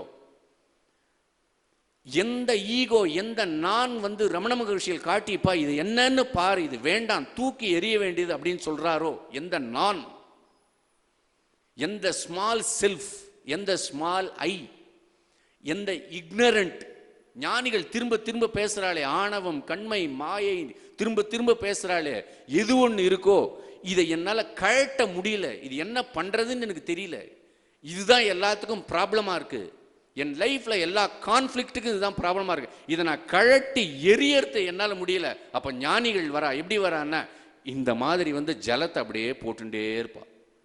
சார் நான் ஞானியினுடைய சரித்திரத்தை கேட்டாலே போதுமா, ஞானியினுடைய சரித்திரத்தை கேட்டாலே போதுங்கிறது. என்ன ஞானியினுடைய சரித்திரம் என்ன சார், என்ன நானும் தான் ஒரு சரித்திரம் இருக்கு, ஞானியினுடைய சரித்திரம் இருக்கு, என்ன சார் டிஃபரன்ஸ் அப்படின்னா நம்ம வாழவே இல்லை, அவ வாழறா. நல்லா புரிஞ்சுக்கணும். இங்க இருக்கிறவா எல்லாருக்கும் ஒரு விஷயம் மட்டும் கேட்டுக்கிறேன், கொஞ்சம் கொஞ்சம் ஆழமா போய் இந்த சிவன் சாருடைய பின்னாடி சப்ஜெக்ட் வரப்போறது என்னென்ன, லிவிங் அப்படிங்கிற வார்த்தையை எல்லாரும் புரிஞ்சுக்கணும்னு கேட்கிறா ஞானிகள்லாம். நீங்க வாழ்க்கை வாழ்க்கையை சொல்றீங்க அப்படின்னா இப்ப நம்ம மனசிலிருந்து வாழறோம். என் மனசு அப்படிங்கிறது வெறும் இதுக்கு முன்னால வாசனையினால ஆனது. இந்த ஐம்புலன்களை வச்சு நான் இது வரைக்கும் ரிப்பிட்டேஷன்ஸ், நிறைய ரிப்பிட்டேஷன்ஸ், சும்மா ஒரே சுகத்தை கேட்குறேன், ஒரே விஷயம், என் பையன் நன்னா இருக்கும், நான் அவன் கோயில் போய் இதே திரும்ப திரும்ப திரும்ப ரிப்பிட்டேஷன்ஸ். இது உங்க பையன் நன்னா இருக்கிற வைக்கிறதும் அந்த பரம்பொருள் தான், உங்க பையனை ஐஏஎஸ் ஆக்கிறதும் இல்லை சாஃப்ட்வேர் ஆக்கிறதும் அந்த பரம்பொருள் தான், உங்களுக்கு பையனை உள்ள உங்களுக்கு வயத்துல கொடுத்து உங்களை வளர்க்க வச்சதும் அந்த அம்பாள் தான். எல்லாம் பண்ணும்போது இது கொடுக்க மாட்டாளா? அப்ப ஞானிகள் என்ன கேட்கிறா, இது எல்லாம் இருக்கட்டும்பா, இது இன்னொன்னு ஒண்ணு இருக்கு, இது தாண்டி உள்ள ஒரு ஒரிஜினலான ஒரு சத்திய வஸ்து இருக்கு, அது என்னன்னு தெரிஞ்சுக்கோ, அதை நீ தெரிஞ்சுன்னுட்டன்னா இங்க என்ன நடக்கிறதோ உனக்கு தெரிஞ்சிடும் அப்படிங்கிறா. ரொம்ப முக்கியமான விஷயம். இப்ப நம்ம வாழறதுங்கிறது வாசனைகள்ல இருந்து வாழறோம். துக்கம் இருக்கு, கவலை இருக்கு, சாரோ இருக்கு, அதுக்கெல்லாம் தண்ணி பயம் இருக்கு. எப்பயுமே நம்ம கிட்ட ஒரு பெரிய பயம் ஒண்ணு இருக்கு. இந்த பயத்தை நம்ம போக்கடிக்கணும், இந்த பயத்தை துக்கத்திலிருந்து வெளியில வரணும் இல்லையா? துக்க நிவிருத்தி தான் ஆன்மீகம். ஆன்மீகம் என்ன புரிஞ்சுக்கணும், துக்க நிவிருத்தி. இந்த துக்க நிவிருத்திக்காக தான் மகான்கள் வந்து உட்கார்ந்துட்டு இருக்கா. இது எங்க ஆரம்பிக்கிறதுனா மரண பயம், மிக்குளவும் மக்கம், மரணம்ங்கிற ஒரு பயம் நம்மளை துரத்தின்றே இருக்கு. ஆத்துக்காரர் கொஞ்சம் ஒரு ஒரு 2 டிகிரி ஹீட் அதிகமானா போதும், உடனே ஐயோ என்ன ஆயிடும் போய் பயப்படுறோம். நமக்கான பயப்படுறோம். இது எல்லாத்துக்கும் அடிப்படையில் கீழே ஒன்று இருக்கு, துக்க நிவிருத்தி. இந்த துக்க நிவிருத்திங்கிற ஆணி வேற பிடுங்கி போடுறதுக்கு மகான்கள் வரா. அதை பிடுங்கி போட்ட உடனேயே அந்த லிமிட்டேஷன்ஸ்குள்ள இருக்கிற நம்ம மைண்டு, லிமிட்டேட்டடா இருக்கிற நம்ம மைண்டு அப்படியே வெடிச்சு செதறி அகண்டமா இருக்கிற ஒரு வஸ்து, சக்தி வஸ்து இருக்கு. எனார்மஸ் எனர்ஜி அது, பேரின்ப பெருங்கடல் அது. அதுக்குள்ள போகணும். நீங்க நம்புறதெல்லாம் கிடையாது, மகான்கள் அதை எப்பயுமே காட்டிகிட்டே இருப்பா. நீங்க எந்த மகான்களுடைய சரித்திரத்தையும் எடுத்து படிங்கோ, அம்பாள் பேரழகு மிக்கவள் அப்படி. ஆதிசங்கர் ஒரு இடத்துல சொல்றார் சௌந்தரலகரியில, நான் இவ்வளவு நாழி அம்பாளை வர்ணிச்சுட்டே இருக்கேன், நான் சொல்றத கேட்க திரும்பி பாருடாங்க அப்படிங்கிறார். ஞானிகள் நம்ம கிட்ட என்ன கேட்கிறான்னா, நான் உள்ளுக்குள்ளர இருக்கு மேரு பூஜை எல்லோரும் சொல்லிகிட்டே இருக்க, கேட்க மாட்டேங்கிற, திரும்பி உள்ளுக்குள்ள பாருப்பா அப்படிங்கிறா. அங்க நம்ம பார்த்துடணும். நம்ம உடனே ஒரு கவுண்ட் டவுன் கொடுக்குறோம் பகவானுக்கும் குருவுக்கும். எப்போ அது நடக்கும்? 10 வருஷத்தில் நடந்துருமா? ஞானம் அடைஞ்சிருவேனா? துக்க நிவர்த்திங்கிறே அடைஞ்சிருவேனா? அப்பா நீ உள்ளுக்குள்ள பாரு, அது மட்டும்தான் உன் வேலை. மற்றதெல்லாம் உள்ள இருக்கிற சத்திய வஸ்து பார்த்துக்கும், உள்ள இருக்கிற அந்த பரபிரம்மம் பார்த்துக்கும். அப்படி பார்த்துக்கிறதுக்காக வந்த அவதார புருஷர்கள், எப்படி பார்க்கணும்னு சொல்லி தந்தவர்கள் தான் இந்த மகான்கள். அதை நம்ம புரிஞ்சுக்கணும். மகான்கள் எதுக்காக, சிவன் சாருடைய அவதாரம் எதுக்காக ஏற்பட்டிருக்கு அப்படின்னா அடிப்படையில் ஒரு விஷயம் புரிஞ்சுக்கணும். சிவன் சாருடைய ஒரு பக்கம் மகாபரிவா என்ன பண்ணாருன்னா, வேதம்ங்கிற வைதிக மதத்தை ஸ்தாபனம் பண்றார். காலையிலிருந்து இரவு தூங்குற வரைக்கும் உங்க மனசு வெளியிலேயே சஞ்சாரம் பண்ணிட்டு இருக்குப்பா, இதை கொஞ்சம் நிறுத்தணும்னா ஒரே ஒரு வழி இருக்கு, இதுக்கு ஒரு கர்மாவை கொடு அப்படிங்கிறார். யாரையுமே வேலைக்கு போக வேணான்னு சொல்லலை, யாரையுமே கல்யாணம் பண்ணிக்க கூடாதுன்னு சொல்லலை, யாரையுமே எதுவுமே தடுக்கலை. ஆனால் ஒன்னே ஒன்று பண்ணாரு, இது எல்லாம் நடக்க தான் போகுது. அந்த பிரபஞ்சத்தினுடைய சம்ஸ்காரங்கள் என்ன உண்டோ, பிரபஞ்சத்தினுடைய நியதி என்ன உண்டோ அதுதான் அம்பாளே பண்றாங்க. ஆனால் ஒன்னே ஒன்று, இது உள்ளுக்குள்ள இந்த கர்மாவை பண்ணு. காலையில் எந்திரிச்ச உடனேயே உனக்குன்னு ஒரு பூஜை இருக்கு, அதை பண்ணு, அதிலிருந்து தொடங்கு. சித்த சுத்தியை சேர்த்துக்கோ, சந்தியாவந்தனத்தை பண்ணு, சந்தியாவந்தனத்தை முதல்ல மெக்கானிக்கலா பண்ணு, இந்த பூஜையை முதல்ல மெக்கானிக்கலா பண்ணு. சித்த சுத்தி வரும். சித்த சுத்தி வந்த உடனே என்ன ஆகும், நமக்குள்ள சைலன்ஸ் வரும், நமக்குள்ள ஒரு அமைதி ஒன்று வரும். இந்த அமைதி வந்த உடனே என்ன ஆகும்னா, இந்த இடத்துல அமைதியா இருக்கோமோ அந்த இடத்துல நம்ம என்ன பண்ண முடியும்னா, குருநாதரனுடைய வாக்கியங்களை உள்ள வாங்க முடியும். அப்போதான் நமக்கு இவ்வளவு பூஜைகளும் ஏன் மகாபரிவா கொடுக்குறான் உங்களுக்கு. சௌந்தர்யலகரிலிருந்து, லலிதா சகஸ்ரநாமத்திலிருந்து, என்னென்ன ஷியாமலா தண்டகத்தில் இருந்து எவ்வளவு பூஜைகள் நீங்க பண்றீர்கள், எவ்வளவு குங்குமார்ச்சனைகள் பண்ற, எதுக்காக கொடுக்குறேன்னா, இந்த மனசுக்கு வெளியில் இருக்கிற தீனியை கொடுக்காதீங்கோ, உள்ளுக்குள்ள ஒரு தீனி கொடுங்கோ. அதை கொடுத்தோன்னு என்ன ஆகும், மனசு அப்படியே ஸ்டில் மைண்ட் ஆகும். மனசு அப்படியே என்ன நிச்சலமா நிற்கும். அப்படி நிச்சலமா நிக்கிற ஒரு மைண்டுக்கு பேர் என்ன தெரியுமா? அம்பாள் என்ன பேர் கொடுக்குறா தெரியுமா? மானசான்னு கொடுக்குறா. அம்பாளுக்கு மானசான்னு ஒரு பேருக்கு பியூட்டிஃபுல் நேம் லலிதா சகஸ்ரநாமத்தில். மானச தேவி, மானசா அப்படின்னா மனசுங்கிறது தன்னுடைய சஞ்சல சுபாவத்தை விடுறதுங்கிறது அர்த்தம். எந்த இடத்துல மனசுங்கிறது தன்னுடைய சஞ்சல சுபாவத்தை அப்படியே விடுறதோ நிக்கிறதோ அந்த இடத்துல என்னன்னா அம்பாள் நிக்கிறா அப்படின்னு அர்த்தம். ஜெய கிருஷ்ணமூர்த்தி சொல்றார், சார் உன் மைண்டு போயிட்டே இருக்கும் பொழுது அப்படி நிற்கும் ஒன்றும் அந்த மைண்டுக்கு என்ன பேர்னா ரிலீஜியஸ் மைண்ட் அப்படிங்கிறார். நம்ம சொல்றோம் இல்லையா, ரிலீஜியஸ் மைண்டுன்னு சொல்றோம், மதம் உள்ள ஒரு மனசுன்னு சொல்றோம். என்ன சொல்றோம், ஆத்மாவை உணர்கிற ஒரு மனம்னு ஒன்று சொல்றோம், நிறைய வார்த்தைகள் சொல்றோம். அந்த ரிலீஜியஸ் மைண்டை எந்த பூஜை கொடுக்கறதோ அதுதான் பூஜை. அந்த பூஜையை நோக்கி அது நிறுத்தின உடனே ஞானிகள் என்ன பண்றான்னா உபதேசம் பண்றான். உபதேசத்துக்கு வந்துடுறா. எப்படி உபதேசத்துக்கு வர்றா? அப்பா உன் மனசு நிச்சலமா நிக்கிறதோன்னோ, இவ்வளவு பூஜையை நீ அழகா பண்ணிட்டியோன்னோ, மேரு பூஜை பண்ணியிருக்க, லலிதா சாசனம் பண்ணியிருக்க, எல்லாத்தையும் என்ன பண்ணியிருக்க, உன் மனசையே மேருவாக்கி வச்சிட்டியோன்னோ. இப்போ ஒன்றும் கவலைப்படாத, நான் உனக்கு மகா வாக்கிய உபதேசம் பண்ண போறேன், இதை கேளுப்பா. என்ன உபதேசம்? தத்துவமசி, நீதான்ப்பா அந்த வஸ்துன்னு தெரிஞ்சுக்கோ. அவ்வளவுதான். எல்லாத்தினுடைய உபதேசம். ரமண மகரிஷியினுடைய முதல் உபதேசமே, பா நீ எல்லாம் சுத்தினப்பா, ஆனா நீ தான் அதுன்னு தெரிஞ்சுக்கோப்பா. சாதாரண வாக்கியம் கிடையாது. உலகத்திலேயே ஒரு உத்தமமான குரு கொடுக்கறது பூஜை கிடையாது, தீக்ஷா மந்திரம் கிடையாது, எதுவும் கிடையாது. எல்லாம் செகண்டரி தான். தாரதமியம் வச்சோம்னா அப்படி கீழே தான் இருக்குன்னு, கீழன்னா ஒரு படி 2 படி கம்மி தான். ஆனா ஒரு உத்தம குரு, ஒரு ஞானி உங்களை பார்த்துட்டு நீதான்ப்பா அதுன்னு சொல்றது தான். ரமண மகரிஷிகள் தன்னுடைய வாழ்நாள் மகாபரிவா சொல்றார் ஒரு இடத்துல, பா நீ நான் சொல்றது எல்லாம் பண்ற, உன் குழந்தைங்களாம் வேதாத்தியனம் பண்ண வச்சிருக்க, சந்தோஷம். நீ ஆத்துல சந்தியாவந்தனம் பண்றேன்னு கேள்விப்பட்டேன், எனக்கு ரொம்ப சந்தோஷம். சத்சங்கத்துக்கு போற, லலிதா சகஸ்ரநாமத்தில் இருந்து எல்லாம் படிக்க ரொம்ப சந்தோஷம். பிடியரிசி திட்டம்னு ஒன்று பண்ணிட்டு இருந்த, எல்லாம் சந்தோஷம், எனக்கு ரொம்ப பிடிச்சிருக்கு. நான் ஒன்னே ஒன்று மட்டும் பண்ணிட்டேன், என்னப்பான்னா ராத்திரி தூங்கும் பொழுது அப்படியே ஏஞ்சி உட்காந்துக்கோ, என்னென்ன அகண்டம் முழுக்க நான் மட்டுமே நினச்சிட்டு இருக்கேன் அப்படின்னு நினச்சிட்டு அப்புறம் படுத்துன்னு தூங்கு அப்படிங்கிறார். ஏன் அப்படின்னா, நீதான்ப்பா அந்த சிவன், நீதான்ப்பா அந்த சக்தி, நீதான்ப்பா அந்த வஸ்து, நீதான்ப்பா அந்த சத்திய வஸ்து, அதை நீ தெரிஞ்சுக்கணும்ப்பா, அதுக்காக தான் சொல்றேன்ப்பா. அதை தெரிஞ்சுன்னுட்டேன்னா நான் போதும். அப்ப என்னென்ன, நீ வேற நான் இல்லைன்னு வேறேன்னு ஆகும். ஒரு குருநாதருடைய தவிப்பு எங்க தெரியுமா நிற்கும், நீ வேறு நான் வேறுன்னு அந்த பிளவு பட்டிருக்கோன்னு அந்த இடத்துல அவ தவிச்சு போயிடுவா. விவேகானந்தர் போய் ராமகிருஷ்ணபுரம் சார் வந்து எப்படி பார்ப்பாருன்னா அப்படியே அழுதுண்டு போய் பார்ப்பாரான். ஏன்னா என்னை விட்டு நீ எப்படி 10 நாள் பிரிஞ்சிருக்கலான்னு. யாரை பிரிஞ்சிருக்கிறது? ஒரு குருவினுடைய தவிப்பை பார்க்கணும். எங்கேயோ போய் ஒரு மீட்டிங்ல உட்கார்ந்துட்டு இருப்பார் குருநாதர். இந்த கிழவர் அந்த பஞ்சகச்சத்தை அப்படி கட்டிண்டு தடுமாட்டம், பக்கத்துல மா வருவார், ராக்கால் வருவார், கிருதயர் எல்லாரையும் இந்த ஜட்கா வண்டியை கட்டிண்டு ராத்திரியில 8 மணி 8:30 மணி இருக்குமா, ராமகிருஷ்ணபுரம் அப்படியே போய் உட்கார்ந்து பாரான். கரண்ட் கூட இல்லை, அங்க ஒரு பெரிய பெட்ரமாஸ் லைட் இருக்கும், அப்படியே போய் பார்ப்பார். எங்க விவேகானந்தரை பார்த்த உடனே, உன்னை அடிச்சுடுவேன், என்னை ஏன் பார்க்க வரல? என் மனசு எப்படி தெரியுமா இருக்கு, துணியை பிழிஞ்சினா எப்படி வலிக்கும் அந்த மாதிரி வலிக்கிறதுப்பா எனக்கு அப்படிம்பாரு.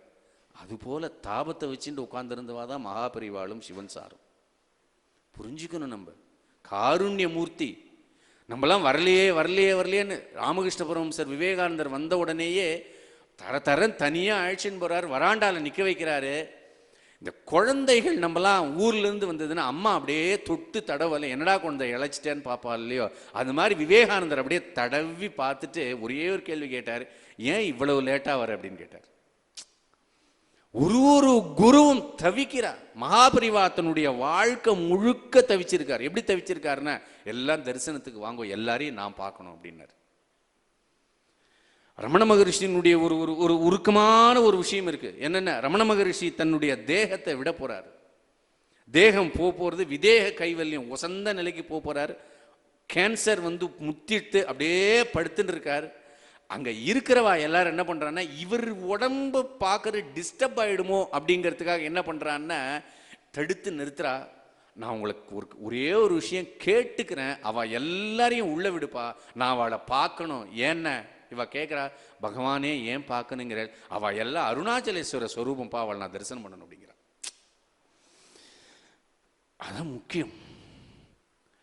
மகாபரிவா வந்து உங்களை பார்க்கறதுங்கிறது எங்கிருந்தோ வந்த ஒரு கிருஷ்ணாவோ, எங்கிருந்தோ வந்த ஒரு பிரசன்னாவோ, எங்கிருந்தோ வந்த ரத்னகிரியோ, எங்கிருந்தோ வந்த ஒரு ஒரு ஒரு ஒரு அஞ்ஞான விற்த்தியில பார்க்க மாட்டா. மகாபரிவா எப்படி பார்ப்பான்னா, அம்பாள் நீங்கன்னு பார்ப்பா. அந்த பார்வை முக்கியம் இல்லையா? அப்ப என்ன பண்ணிருக்கா இவா 2 பேரும் அப்படின்னா, ஒரு பக்கம் இவர் தர்மத்தை ஸ்தாபனம் பண்றதுக்காக வந்து ஒரு விஷயத்தை, தர்மத்தை கையில எடுக்க, அதாவது 2 விஷயம் உண்டு தெரியுது. புரிஞ்சின்றோம்னா சிவன் சார் என்ன பண்ணாருன்னு புரிஞ்சுக்கலாம். அதிவர்ணாசிரமின்னு ஒரு விஷயம் இருக்கு. இந்த வர்ணாசிரமுக்கெல்லாம் தாண்டினது. மகாபரிவாளும் அதிவர்ணாசிரமி, ஞானபூரணர், பெரிய ஞானத்தினுடைய உச்சியில இருந்தார் அவர். ஆனால் பகவான் அம்பாள் என்ன பண்ணினார்னா, சாஸ்திரத்தை கையில எடுத்துக்கோன்னாரு, வேதத்தை ஸ்தாபனம் பண்ணுங்கிற. ஆனா சிவன் சார் என்ன பண்ணார், அதிவர்ணாசிரமவே இருந்துடு அப்படிங்கிறாரு. எதையும் அவர் கையில எடுத்துக்கல, எந்த நீதிக்கும் உட்படல. அதே அவதார புருஷரா, அதே எப்படி சொல்ல அவதூதாளா, அப்படியே அதிவர்ணாசிரமியாக இருந்துட்டார். விஷயம். ஏன் சார் இவா 2 பேரும் வந்து நமக்கு கருணா கடாட்சம் பண்ணணும்னா, அது அவ்வியாஜ கருணாமூர்த்தமா பிரம்மம் இருக்கிறதுனால உங்களுக்கு எந்த காரணத்தையும் அது சொல்ல விரும்பல. ஏன்னா கருணை என்பது காரணமற்றது. மகாபெரிவா மட்டும் எனக்கு அனுகிரகம் பண்ணணும்னு அது நினைக்கல. மகாபெரிவா கூட இருக்கிற இளவலா இருக்கிற அவரும் அனுகிரகம் பண்ணணும்னு அந்த பிரம்மவஸ்து சங்கல்பம் பண்ணனால அவ ரெண்டு பேரும் வரா. அதனாலதான் சிவன் சார் தன்னுடைய ஒரே ஒரு பல இடங்கள்ல தன்னை பத்தி சொல்லும் பொழுது ஒரு விஷயம் சொல்லியிருக்கார். This is incarnation of heat and fire அப்படின்னு இருக்கார். This is incarnation of heat and fire. அவருக்கு எப்பொழுதுமே அருணாச்சலத்துக்கு மேல அப்படி ஒரு பிரியம் உண்டு சிவன் சாருக்கு. எப்பொழுதுமே அவருக்கு உள்ளறை இருந்தது அப்படிங்கிறது சிவஸ்வரூபமா தகிச்சின்னு இருக்கிற ஒரு சிவன் சாரா அவர் இருந்தார். தன்னுடைய இந்த பிறவியே ஒரு ஒரு ஒரு பெரிய நெருப்பு, ஒரு தவ தீக்குள்ளர தான் உட்கார்ந்து இருந்த மாதிரி இருந்தார் அவர். சின்ன வயசுல அவர் என்ன பண்ணுவார்னா, இதெல்லாம் நிறைய அனுபவங்கள்லாம் நீங்க கேட்டிருப்பீங்க. அதுல இருந்து தான் நானே சொல்ல போறேன் சிலதெல்லாம். இதில் நம்ம சொல்ல போறதுங்கிறது அதனுடைய சென்டரை நம்ம பிடிச்சிட்டா போதும். அனுபவங்கள் எல்லாமே அவரை பத்தின மற்ற அனுபவங்கள் எல்லாருமே எப்படின்னா அதனுடைய அங்கங்களா நம்ம புரிஞ்சுக்கணுங்கிறதுக்காக. ஆனா இவாளுடைய சென்டர் அப்படிங்கிறது ஆத்மஸ்வரூபமா இருக்கா அப்படின்னு தெரிஞ்சுக்கிறதுக்காக. ஒரு இடத்துல என்ன பண்ணினார்னா, இவரை குளிப்பாட்டணும் அப்படின்னா, யாரை குளிப்பாட்டுறாலோ அவளுக்கு ஏதோ அடவாத்து போடுவேன்னு ஏதோ சொல்லிட்டு இருக்கா, ஏதோ பேசிட்டு இருந்தா. என்ன பண்ணுவான்னா, இவர் குளிப்பாட்டுறதுக்கு இவர் இது அடவாத்து போடணும் அப்படின்னு பார்க்கும் பொழுது கொதிச்சின்னு இருக்கிற ஒரு ஜலமா, இந்த கொதிச்சின்னு இருக்கிற ஜலத்தை போய் குளிப்பாட்டுறவர் தொடும்பொழுதே கை தொட முடியல, கை கொப்படம் கண்டுடுத்து அவருக்கு. என்ன இப்படி கொப்படம் கண்டுறது மாதிரி ஒரு இருக்கு, இதுல எப்படி இது குளிப்பாட்டுறது அப்படின்னு கேட்கிறார். இல்ல நீ இந்த ஜலத்தை விடு அப்படிங்கிறார். அந்த குழந்தைக்கு அந்த சின்ன வயசுல அந்த ஜலத்தை எடுத்து ஊத்தும் பொழுது அவருக்கு தேக அபிமானமே இல்லை, உடம்புல பட்ட நீர் ஆவியா பறக்கிறதே தவிர அவருக்கு என்ன ஹீட்டு எதுவுமே தெரியல. அப்பேற்பட்ட ஸ்திதியில் அவர் இருந்திருக்கார். என்ன அவர் சொன்ன இன்னொரு விஷயம் என்னன்னா, அவர் ஜலமே குடிக்க மாட்டார். ஆனந்தகிரி தீர்த்த சுவாமிகள்னு முற்காலத்தில் அவர் ஹாலாசியம் அப்படிங்கிற பூர்வாசிரமத்தில் இருந்தார். ஆனந்தகிரி தீர்த்த சுவாமிகள்னு ஒரு சந்நியாசம் வாங்கிட்டார். சிவன் சார் கூடவே பல காலம் இருந்து மயிலாப்பூர்லையும் நல்லி அவ ஆத்துலையும் பத்மா சுப்பிரமணியம் அவ ஆத்துலையும் போய் அவர் அடிக்கடி தரிசனம் பண்ணிட்டு இருந்தார். இவர் பற்றி கேள்விப்பட்டிருந்தார். அவர் என்ன சொன்னார்னா, சிவன் சார் ஜலம் குடிக்க மாட்டாருங்கிற விஷயத்தை நான் எப்படியாவது சோதனை பண்ணி தெரிஞ்சுக்கணும் அப்படிங்கிறார். இவர் என்ன பண்ணினார்னா, ஒரு நாள் 2 நாள் அப்படி சோதனை பண்ணிடுவோம் அப்படின்னு இவர் போறார். மெதுவாக ஒரு நாள் முழுக்க இவர் ஃப்ரெண்டையும் அழைச்சின்னு போறார். போன உடனே என்ன பண்ணுறாருன்னு அப்படியே பார்த்துட்டே இருக்கார், பேச்சு கொடுத்துட்டே இருக்கார். சிவன் சார் பல உலக விஷயங்கள் அப்படியே பேசுகிறார், தனக்கு தெரிஞ்ச எல்லா விஷயங்களும் பேசுகிறார். என்னப்பா பண்ண போகிறேன்னா, உங்களுடைய தங்கலாம்னு இருக்கேன் அப்படிங்கிறார். காலையில் 6:30 மணிக்கு 7 மணிக்கு போனவர் நைட்டு முழுக்க இவரோட தங்கியிருக்கார். பொட்டு ஜலம் இவர் குடிக்காமல் இருந்திருக்கார். கடைசியில் கொஞ்சம் ஜலத்தை கொண்டு வா அப்படின்னு சொல்லியிருக்கார் இவர்கிட்ட. அவர் என்ன பண்ணினார்னா, போய் உள்ளுக்குள்ளார ஜலம் எடுக்கும்போது இவர் நினச்சாரு ஜலம் குடிக்க போகிறார். காலையிலேருந்து குடிக்கலை, சரி இது என்னன்னு பார்த்துருவோம் அப்படின்னு. ஜலம் வந்த உடனே அப்படி வை அப்படின்னாரு. எதுக்கு இதை கொண்டு வர சொன்னேன்னு தெரியுமா அப்படிங்கிறாரு. இல்லை சார் அப்படின்னா, நீ குடிக்கணும்னு தான் நான் கொண்டு வந்து வச்சிருக்கேன் அப்படின்ட்டார். என்னென்ன சோதனை இவருக்கு நடக்கிறது, இவர் என்ன பண்ண சோதனை பண்ணி பார்த்துடலான்னு இவர் இறங்கியிருக்காரு. நீ குடிக்கணும்னு தான் நினச்சிட்டு இருக்க அப்படின்னாரு. அப்பயே சைலண்டாரு. ராத்திரி முழுக்க உட்காந்து முழிச்சிருந்து பார்த்துருக்காரு. திரும்பவும் காலையில் என்ன பண்ணினாருன்னா உட்காந்து பார்த்துருக்காரு. என்னப்பா நான் பரீட்சையில் பாஸ் ஆகிட்டேனா இல்லை ஃபெயிலா கண்டுபிடிச்சிட்டியா அப்படின்னு கேட்டிருக்காரு. என்ன அர்த்தம் அப்படின்னா, ஜலத்தை ஏன் எடுத்துக்கல அப்படின்னா, உள்ளுக்குள்ளார ஒரு அக்னி இருக்குங்கிறத பாக்கிய பிரபஞ்சத்தில் அவர்லாம் காட்டுறார். உள்ளுக்குள்ளார ஒரு தவத்தி. இது எங்க அவருடைய இது புஸ்தகங்கள் அவர் படிக்கும் பொழுது இந்த நம்ம ஜலம் குடிக்காம இருக்கணுமான்னா அதுக்கு அர்த்தம் கிடையாது. அதுக்கு என்ன அர்த்தம்னா, இதனுடைய ஒரு ரூட் எங்க போகுதுன்னா, சமணர்கள் என்று அழைக்கக்கூடிய அந்த மகாவீரர்களை போய் நமஸ்காரம் பண்றவா என்ன பண்ணுவான்னா, மலைக்கு மேலே போவா, கொஞ்ச நாள் அப்படியே ஜலம் எதுவும் குடிக்க மாட்டாவா. போய் ஒரு குகையில போய் சமணர்கள் குகைன்னே பேரு, பாறை இருக்கும், பாறைக்குள்ளார உட்காந்து தபஸ் பண்ணிட்டு கீழே வந்துருவா. என்ன அர்த்தம் அப்படின்னா, நமக்குள்ளற ஒரு குடார அக்னின்னு இருக்கு, நம்ம குடல்ல இருக்கிற ஒரு அக்னி, இதுக்கு அப்பாற்பட்ட ஒரு அக்னி இருக்கு. இந்த அக்னி நம்மளுடைய பஞ்ச கோஷங்களுக்குள்ளர பரவி இருக்கு. ஒரு கோஷம் ரெண்டு கோஷம் இல்ல, பஞ்ச கோஷங்களுக்கும் பரவி இருக்கு. அந்த பஞ்ச கோஷங்களுக்கும் இருக்கிற அந்த தீய வளர்த்துண்டே இருந்தோம்னா அந்தர்முகப்பற்றும் மனசு. இதுக்கு பேரே என்னன்னா, இது அக்னி வித்தைன்னு ஒரு வித்தை இருக்கு. இதெல்லாம் உபநிஷத்துல வரக்கூடாது. பிராண வித்யின்னு ஒன்று இருக்கு. இந்த பிராண வித்யை என்ன தெரியுமோ, நம்ம ஆசமனியம் பண்ணும்போது எடுக்கக்கூடிய இந்த ஜலம் இருக்கோன்னு, இதுக்கு பிராண வித்யின்னு பேர். என்னென்ன, ஆசமனியம் பண்ணும்பொழுது அந்த ஜலத்தை, குந்துமணியா இருக்கிற இத்தனோண்டு உளுந்த அளவுக்கு இருக்கிற ஜலத்தை எடுத்துட்டு இவன் என்ன பண்ணணும், ஆசமனியம் பண்ணணும். ஆசமனியம் பண்ணும் பொழுது வேதாந்த நிறுத்துறது, நீ ஏன் இந்த ஜலத்தை எடுத்து ஆசமனியம் பண்ணணுமா அப்படின்னு கேட்கறது. என்ன அப்படின்னா, இத்தனோண்டு இருக்கிற இந்த உளுந்த அளவுக்கு இருக்கிற ஜலமா நான் இருக்கேன். இது என்ன அர்த்தத்தை காமிக்கிறதுன்னா, அகண்டமா பிரம்மம் ஒன்று இருக்கு, ஆனா நான் என் சரீரத்தை எப்படி வச்சிருக்கேன்னா உளுந்தாட்டம் வச்சுட்டு இருக்கேன். இந்த உளுந்தாட்டம் இருக்கிற ஜலத்துக்குள்ளற இந்த அகண்டமா இருக்கிற இந்த ஜலம் போய் எப்படி கடல்ல இருக்கிற நீர் போய் இத்தினோண்டு போய் அடங்கணுமோ, அதுபோல அந்த அகண்ட வஸ்துவா இருக்கிற அந்த நான்குள்ளற இத்தினோண்டு தேகம் என்கிற அகங்காரம் போய் கலக்கணும்னு நான் பிரார்த்திச்சுக்கிறேன் அப்படின்னு நான் ஆச்சமனியம் பண்ணிக்கிறேன்னு வேண்டணும் அப்படிங்கிறது. ஆச்சமனியம்லாம் சும்மா சாதாரணமானதுலாம் கிடையாது. ஏதோ நான் மாதவா கேதவா ரிஷியா அப்படியே போயிட்டு அப்படியே பண்ணிட்டு இப்படி, அதெல்லாம் கிடையாது. என்னென்ன, அந்த உளுந்து அளவுக்கு இருக்கிற ஜலம் தான் நான், ஸ்மால் செல்ஃப், அகண்டமா அங்க போய் கலக்கணும். இப்ப நான் இந்த ஜலத்தை ஏத்து மாதிரி வச்சுட்டு குடிக்கல அப்படிங்கிறதுக்கு என்ன அர்த்தம் அப்படின்னா, இந்த சிவன் சார் சொல்றேன், இந்த ஜலத்தை நான் எடுத்துக்காம இருக்கிற அர்த்தம் என்னன்னா, உள்ள ஒரு ஜோதி ஒண்ணு எரிஞ்சுட்டு இருக்கு, அது எப்பயுமே அணையாது, அதை நீ புரிஞ்சுக்கோ அப்படிங்கிறார் அவர். சிவன் சாரை புரிஞ்சுக்கிறதா இருந்தாக்கா ஒரு ஒரு ஒரு 4-5 செக்ஷன் வேணும் நமக்கு. இது இன்ட்ரோ தான் இதெல்லாம். அவர் யார் அப்படிங்கிறத காட்டுறதுக்கு. அதே அவர் என்ன பண்றாருன்னா, ஒரு இடத்துல சிவன் சார் மறுநாள் பேசிண்டே இருக்கும் பொழுது, ஏணிப்படிகளில் மாந்தர்கள் புக்கு படித்தேன், உங்களுக்கு எப்படி எப்படி ஒரு விஸ்தாரமான அறிவு வந்தது, எந்த எந்த சப்ஜெக்ட் எடுத்தாலும் நீங்க பேசியிருக்கேல அதுல அப்படின்னு கேட்கும்போது அவர் சொன்னாரு, ஒன்னும் இல்லப்பா, எல்லாமே எனக்கு தியானத்துல வந்தது அப்படிங்கிறார். ரெவலேஷன் எல்லாமே எனக்கு ரெவல் அப்படி வந்துடுது, அவ்வளவுதான். ஒரு இடத்துல கணித மேதை ராமானுஜத்தை கேட்கிறா, எப்படி உங்களுக்கு இவ்வளவு அறிவு வந்தது, எப்படி இந்த தியரம்லாம் நீங்க சால்வ் பண்ணேல், எப்படி இது கண்டுபிடிச்சேல், இந்த சூத்திரங்கள்லாம் எப்படி வந்தது அப்படின்னா, எனக்குள்ள ஸ்பூரிச்சுது அப்படின்னார். ஏணிப்படிகளில் மாந்தர்கள் இருக்கக்கூடிய விஷயங்கள்லாம் என்னன்னா, உலகத்தில் இருக்கிற எல்லா விஷயமும் இவருடைய ஆண்டனாக்குள்ள ரிசீவ் ஆகி உட்கார்ந்துட்டு, அவ்வளவுதான். இது எப்படி வந்ததுலாம் கிடையாது.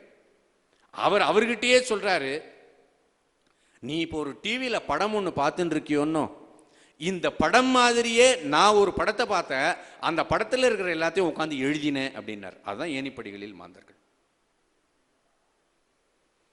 ஏணிப்படிகளில் மாந்தர்களில் இருக்கக்கூடிய ஒரு புஸ்தகத்தில் சிவன் சாருடைய விஷயங்கள் என்ன இருக்கும் அப்படின்னா, சைக்கலாஜிக்கல் மைண்டை பற்றி அவர் பேசுறார். எப்பொழுதுமே சைக்கலாஜிக்கல் மைண்ட் அப்படிங்கிறது நம்மளுடைய வெஸ்டர்ன் பிலாசபில மைண்டினுடைய இல்லஸ், மைண்டினுடைய பிஹேவியர், இவ்வளவு தான் வெஸ்டர்ன் பிலாசபி. ரொம்ப லிமிட்டே தான் அது பேசும். வெஸ்டர்ன் பிலாசபிகள் படிச்சவாளுக்கு உள்ளம், மனசு புத்தி, இதுக்குள்ள இருக்கிற சஞ்சாரங்கள், இந்த விஷயங்கள், இதை பத்தி மட்டுமே பேசுமே தவிர இந்த மனசினுடைய பல்வேறு ஸ்டேட் பத்தி அது பேசல. அவர் அதுல விவரிப்பார், யார் பாவி யார் சாது, அவருடைய ஸ்டேட் ஆஃப் கான்சியஸ்னஸ், நம்மளுடைய கான்சியஸ், நம்மளுடைய விழிப்புணர்வு மட்டங்கள் இருக்கோம்னா அந்த விழிப்புணர்வு மட்டங்கள் அவர் என்ன பண்ணார், தலைப்பாக்கினார். இந்த தலைப்பு தான் ஏணிப்படிகளில் மாந்தர்கள்.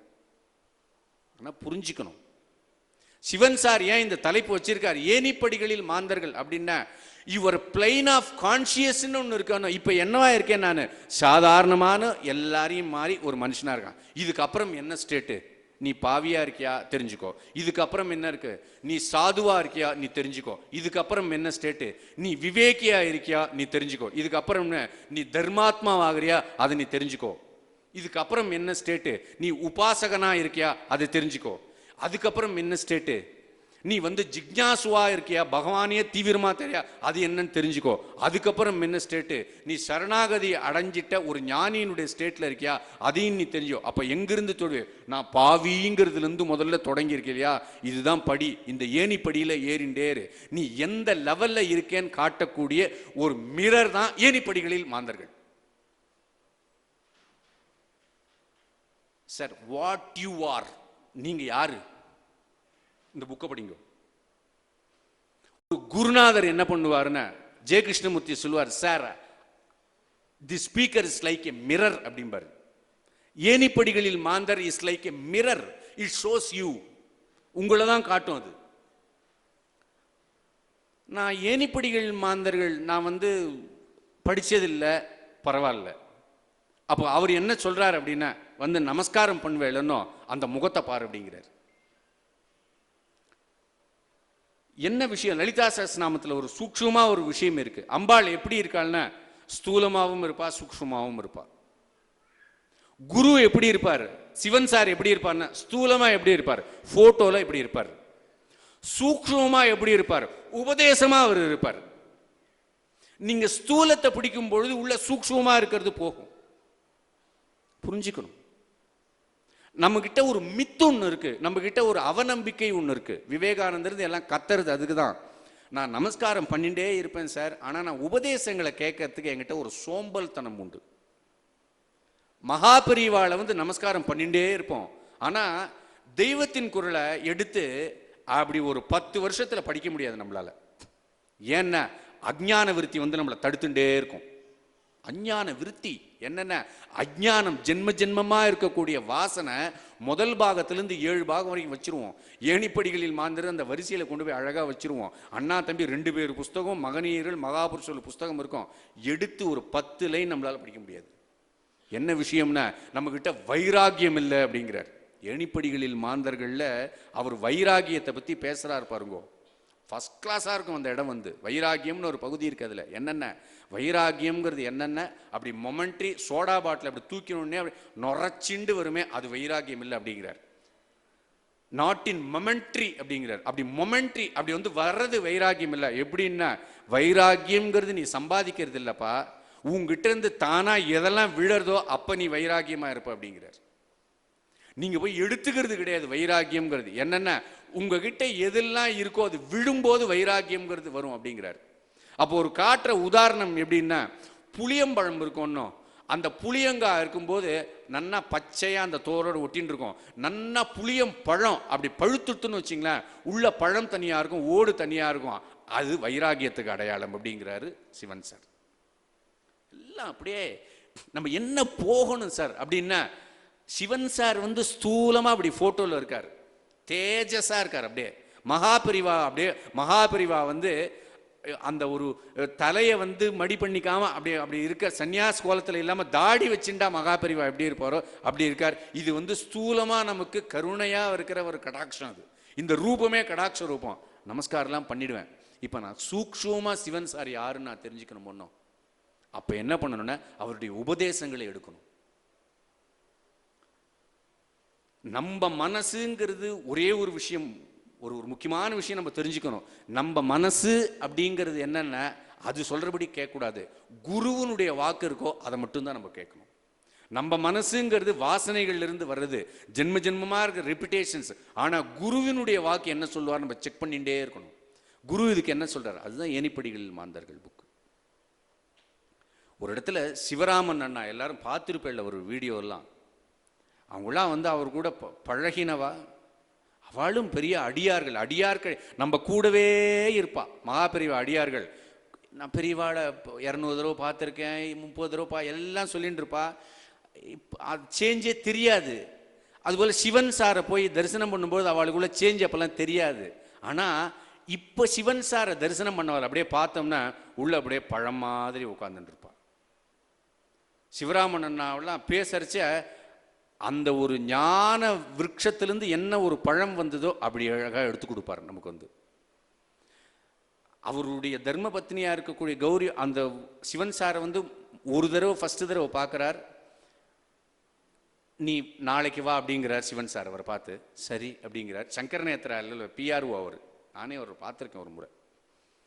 ரெண்டாவது தடவை வரார். நாளைக்கும் வருவியோ அப்படின்னு கேட்குறாரு. அப்படிங்கிறாரு. இதெல்லாம் தூண்டில் போட்டு இழுக்கிறது. மறுநாளும் போகிறாரு. அதுக்கப்புறம் 3வது நாள் வராரு. நீ எப்படி தினமும் வரலான் இருக்கியோ அப்படிங்கிறார். ஆமாம் சார் அப்படிங்கிறார். இப்படி டெய்லி வரார். அப்போது ஒரு நாள் வந்து மகாலிங்கபுரத்துக்கிட்ட அந்த கோவில் ஒன்று இருக்காங்க, ஐயப்ப சுவாமி கோவில் இருக்குது, அம்பாள் அந்த கோவில் இருக்குது. அது வரும்பொழுது அவள் சொன்னால் கோயிலில் எதுக்கோ சிவராத்திரி விசேஷம் நடந்துன்னு இருக்குன்னா, இல்லை நம்ம சிவன் சாரை பார்த்துருவோம் சிவராத்திரி அப்படிங்கிறார். சிவன் சார் இப்படி உட்கார்ந்துன்னு இருக்கார். பெரியவா மாதிரி காலை இப்படி அழகாக பெரியவா மாதிரியே உட்காருவா சிவன் சார். காலை இப்படி வச்சுன்னு இருக்கா. எந்த சிவனுக்காக இவ பூ மாலை வாங்கின்னு போற அந்த பூ மாலை அழகாக அந்த காலில் இப்படி பாதமாக வச்சுன்னு இருக்கார். கோவிலுக்கு போகலான்னு நினச்சியோ?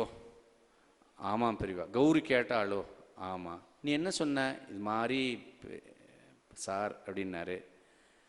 இதுதான் தெய்வம், இதை பார்த்தா போதுன்னு நீ கௌரி கிட்ட சொன்னியோ அப்படிங்கிறார். பட்டுன்னு பிடிச்சிடுவா. என்ன அர்த்தம்னா, நீ வந்து குருநாதருக்குள்ள அந்த வலைக்குள்ளர மாட்டின்னுட்டேங்கிறத குரு ஒரு நாள் உங்களுக்கு அறிவிப்பார். அந்த அறிவிக்கிற நாள் இருக்கிறல, அதுதான் உண்மையான உபநயனம். உபநயனம்னு நம்ம என்ன நினைச்சுட்டு இருக்கோம்? ஒரு கண்ணை திறக்கிறது, கண்ணு திறக்கிறதுலாம் இருக்கட்டும். குருக்குள்ளார சிஷ்யன் அந்த கைக்குள்ளார அப்படி வளர்ந்துட்டான் அப்படிங்கிறது எப்போ ஒரு சிஷ்யன் ஃபீல் பண்றானோ அந்த மொமெண்ட்டுக்கு பேர் உபநயனம்னு பேர். அந்த நயனம் திறந்து விட்டுருவார் அவர். அதுக்கப்புறம் குரு வெளியிலே விடுறது கிடையாது. இது போல ஒரு அனுபவம் கிடையாது, 2 அனுபவம் கிடையாது, ஏராளமான சிவன் சாருடைய நாலேஜ் எப்படிப்பட்டதுன்னு நம்ம தெரிஞ்சுக்கணும். சிவன் சார் வந்து சிவரூபத்தை வந்து ஒரு இடத்துல வர்ணிக்கிறார். எப்படி வர்ணிக்கிறாருன்னா, இங்க மட்டும் கிடையாது. சிவன் சார் வந்து லிங்கத்தை லட்சணத்தை சொல்லும் பொழுது எப்படி சொல்றாருன்னா, அருவுருவானது அப்படிங்கிறார். அருவமும் இல்லை, உருவமும் இல்லை. எல்லாருக்கும் தெரிஞ்ச விஷயம். இந்த அருவமும் இல்லை, உருவமும் இல்லைங்கிறத நீ உருவமா உன்னை நீ நினைச்சுட்டு இருக்கியோன்னு, நீ உன்னை உருவமா கருதி கொண்டு இருக்க வரையில் எதிரில் இருந்தது உபாசனையை பண்ணு. எதிரில் இருக்கிற அந்த வஸ்துவானது உள்ள எது அருவம் இல்லை உருவம் இல்லையோ அங்க கொண்டு போய் சேர்க்கும். இந்த லிங்கம்ங்கிறது இன்னைக்கு நேத்தினி தோணுது கிடையாதுப்பா. இதுக்கான மூலம் வந்து நம்மளுடைய ஹிந்து மத ஸ்கிரிப்சர்ஸ்ல இல்ல, எங்க இருக்கு அப்படின்னா கிரீக் மித்தாலஜில இருக்குன்னு காட்டுற. சிவன் சாருனுடைய நாலேஜினுடைய விஸ்தீர்ணத்தை நம்ம பார்க்கணும். ஏன் சார் நான் இதை பார்க்கணும் அப்படின்னா, நமக்குள்ளார நம்ம மைண்டு என்ன பண்ணணும், என்ன இருக்கும், நமக்கு எல்லாருக்கும் ஒரு விஷயம் தெரியும். நான் வந்து பக்தி பண்ணிட்டு இருக்கேன் சார், ரொம்ப படிக்காம இருக்குன்னு நினைக்கிறேன். முதல் தப்பு அது. முதல்ல நம்ம என்ன நாலேஜ் எல்லாரும் என்ன சொல்லுவான்னா, நிறைய நாலேஜ் போதும் சார், பக்தி பண்ணா என்ன, எந்த இடத்துல பக்தி பண்ணா போதுன்னு இருக்கு. உச்சியில போய் இதுக்கப்புறம் நான் இல்லேன்னு தெரிஞ்சுக்கிற அப்புறம் நீங்க உதிர்ந்து கீழே வரும்போது இருக்கிற பக்தி, அதுக்கு தான் பக்தின்னு பேரு. அதுக்கு முன்னாடி என்னன்னா, ஞானிகள் கொடுக்குற அத்தனை நாலேஜ் நீங்க உள்ள போகணும். வெளியில இருக்கிற நாலேஜ் வரப்படாது உங்ககிட்ட. வெளியில ஒரு நாலேஜ் கொடுப்போம், அது வரப்படாது. சிவன் சார் ஒரு நாலேஜ், லிங்க ரூபம்னா என்னன்னு தெரிஞ்சுக்கோப்பா. இந்தியாவில் மட்டும் கிடையாது, கிரீக் மித்தாலஜியில் இருக்கு. ஒருத்தன் சொல்றான் கிரீக் மித்தாலஜியில், அவரது ரிபப்ளிக்னு ஒரு புக் இருக்கு. அந்த புக்கில் அவன் என்ன பண்றான்னா, ஒருத்தன் இறந்து போயிடுறான். அவன் இறந்து போன உடனேயே அவன் அந்த அங்க இருக்கிற தேவர்கள், இங்க இருக்கிற தேவாஸ் மாதிரி அங்கேயும் தேவாஸ் உண்டு, அவங்கெல்லாம் அவனை கொண்டு போய் என்ன பண்றான்னா, ஒரு க்ஷணம் அந்த சரீரத்திலிருந்து பிரிச்சு கொண்டு வரா. அந்த பிரிச்சு கொண்டு வந்த உடனே என்ன பண்றான்னா, ஒரு பெரிய நெருப்பு ஒன்று எரியறது. இந்த பெரிய நெருப்பு ஒன்று எரிஞ்சின்னு இருக்கு. ஆனா இந்த நெருப்பு ஒன்று எரியறது திரும்பி பார்த்தேன், அண்ட பேரண்டங்களும் அந்த நெருப்பை சுத்தின்னு இருக்கு அப்படிங்கிறான். இந்த அண்ட பேரண்டங்களும் நெருப்பை சுத்தின்னு இருக்கு. அது வந்து எப்படி இருக்கு, வானத்துக்கும் பூமிக்கும் நடுவுல இருக்கு. நான் அதுக்கப்புறம் உள்ள சரீரத்துக்குள்ள அந்த தேவர்கள் கொண்டு வந்து விட்டுட்டா, நான் இப்போ ஒரே ஒரு வார்த்தை ஒன்று என் காதில் விழுந்தது, அவ சொல்லிட்டு இருக்கிற வார்த்தை, அதை நான் சொல்லட்டுமா அப்படிங்கிறான். எதுலன்னா, கிரீக் மித்தாலஜியில், கிரீஸ்ல இருக்கிற மித்தாலஜியில் இருக்கு. அந்த வார்த்தைக்கு பேரு ஷம்போ அப்படிங்கிறான்.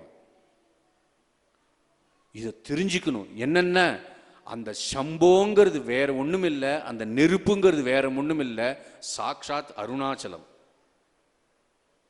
அந்த நெருப்புங்கிறதுக்கு நம்ம ஊன கண்ணுல இங்க தெரியறது, இந்த இடத்துல மலையா தெரியறது. பகவான் அதுக்காக தான் கதறின்னு இருக்கார் உட்கார்ந்து. அருணாச்சலம் நெருப்பு வானத்துக்கும் பூமிக்கும் எரியறது, உன் கண்ணுக்கு அது மலையா தெரியுது. ஏன்னா இந்த தசையும் இதை போர்த்தி இந்த பிண்டத்திலிருந்து நீங்க பார்க்குற வரைக்கும் அதுவும் கல்லு மண்ணா தெரியும். ஆனா உள்ளுக்குள்ளார அவன் ஒரு பார்வையை ஒன்று கொடுப்பான்ப்பா, அது வழியா பாரு. அப்ப லிங்க ரூபம்ங்கிறது என்னத்துக்கு ஒரு டெஃபினிஷன் கொடுக்காரு. எங்கிருந்து கொடுக்குறாரு? ஈஜிப்துல, எகிப்துல இருக்குப்பா, அது கிரீஸ்ல இருக்கு அப்படிங்கிறாரு. இதெல்லாம் நீ தெரிஞ்சு வச்சுக்கோ அப்படிங்கிறாரு. சாதாரண வாழ்க்கையில் இருக்கிற ஒரு சின்ன தேவதா உபாசனையில யக்ஷினியை பத்தி எழுதுறார் அவர். ஜாக்கிரதையா யக்ஷினி கிட்ட அப்படிங்கிறாரு. உபாசகர்களுக்கு என்ன உன்னை சில பேர் வலையில் எதுக்காக இவர் என்ன பண்றாருன்னு, இந்த புக்கினுடைய விஷயம் என்ன அடிப்படை அப்படின்னா, ஜாக்கிரதையா இருங்க. ஒரிஜினல் ஸ்பிரிச்சுவல் எதுன்னு தெரிஞ்சு ஜாக்கிரதையா இருக்கும். இந்த புக்கு என்ன காட்டுறதுன்னா, எது எதெல்லாம் உனக்கு தேவையில்லைங்கிறத கழற்றதையும் காட்டுறது, எது எதுலாம் சத்திய வஸ்துவை நோக்கி நீங்க தள்ளுறதையும் காட்டும் இந்த புஸ்தகம். சில பேர் உபாசகர்கள் என்ன பண்ணுவான்னா, அப்படியே உபாசனையில போவா, மெதுவா என்ன பண்ணுவான்னா அதுக்குள்ள இருக்கிற அந்த யக்ஷினிங்கிற தேவதை அப்படி இப்படின்னு போவா. அவனுக்கு ஒரு மந்திர சித்தி வரும், அடுத்தவன் மனசுல இருக்கிறதெல்லாம் அவன் கத்துக்கணும்னு ஆசைப்படுவான். இதுதான் உண்மையான ஆன்மீகம் போல இருக்குன்னு நினைச்சுப்பான். ஆனா அது கண்டு நீ மயங்காத, அது கிடையாது அப்படிங்கிறார். ஒரு வாட்டி என்ன பண்றாருன்னா, மகாபரிவா உட்கார்ந்துருக்கார். சின்ன வயசு சிவன் சாருக்கு பெரிய ஒரு மெஜிஷியன் ஒரு பெரிய ஒரு மேஜிக் நிகழ்த்துறான். என்னென்ன, பெரிய ஒரு துண்டை எடுத்தார். அந்த மேஜிக் பண்றவன் என்ன பண்ண, துண்டை இப்படியே சுருட்டினா, அந்த சபையில் அந்த துண்டை இப்படி தூக்கி போட்டான். அது பெரிய மலைப்பாம்பா போய் விழுந்து போச்சு. ஜனங்கள்லாம் எகிரி குச்சி ஓடினா. அந்த இடத்துல அசையாம இருந்தது ரெண்டே பேரு, ஒன்னு மகாபெரிவா, ஒன்னு சிவன் சார். என்ன, அவளுக்கு தான் அது தெரியும். இவன் மேஜிக் பண்றான், ஒரு மாயாஜாலமா நம்ம கண்ணை கட்டி அந்த இடத்துல பாம்பு இருக்கிற மாதிரி காட்டுறான். இதை இந்த புக்கில் அவர் மென்ஷன் பண்றாரு. இந்த இன்சிடென்ட்டை மென்ஷன் பண்ணல. இது மாதிரி பண்றவா கிட்ட நீ கொஞ்சம் ஜாக்கிரதையா இருப்பா அப்படின்னு சொல்றாரு.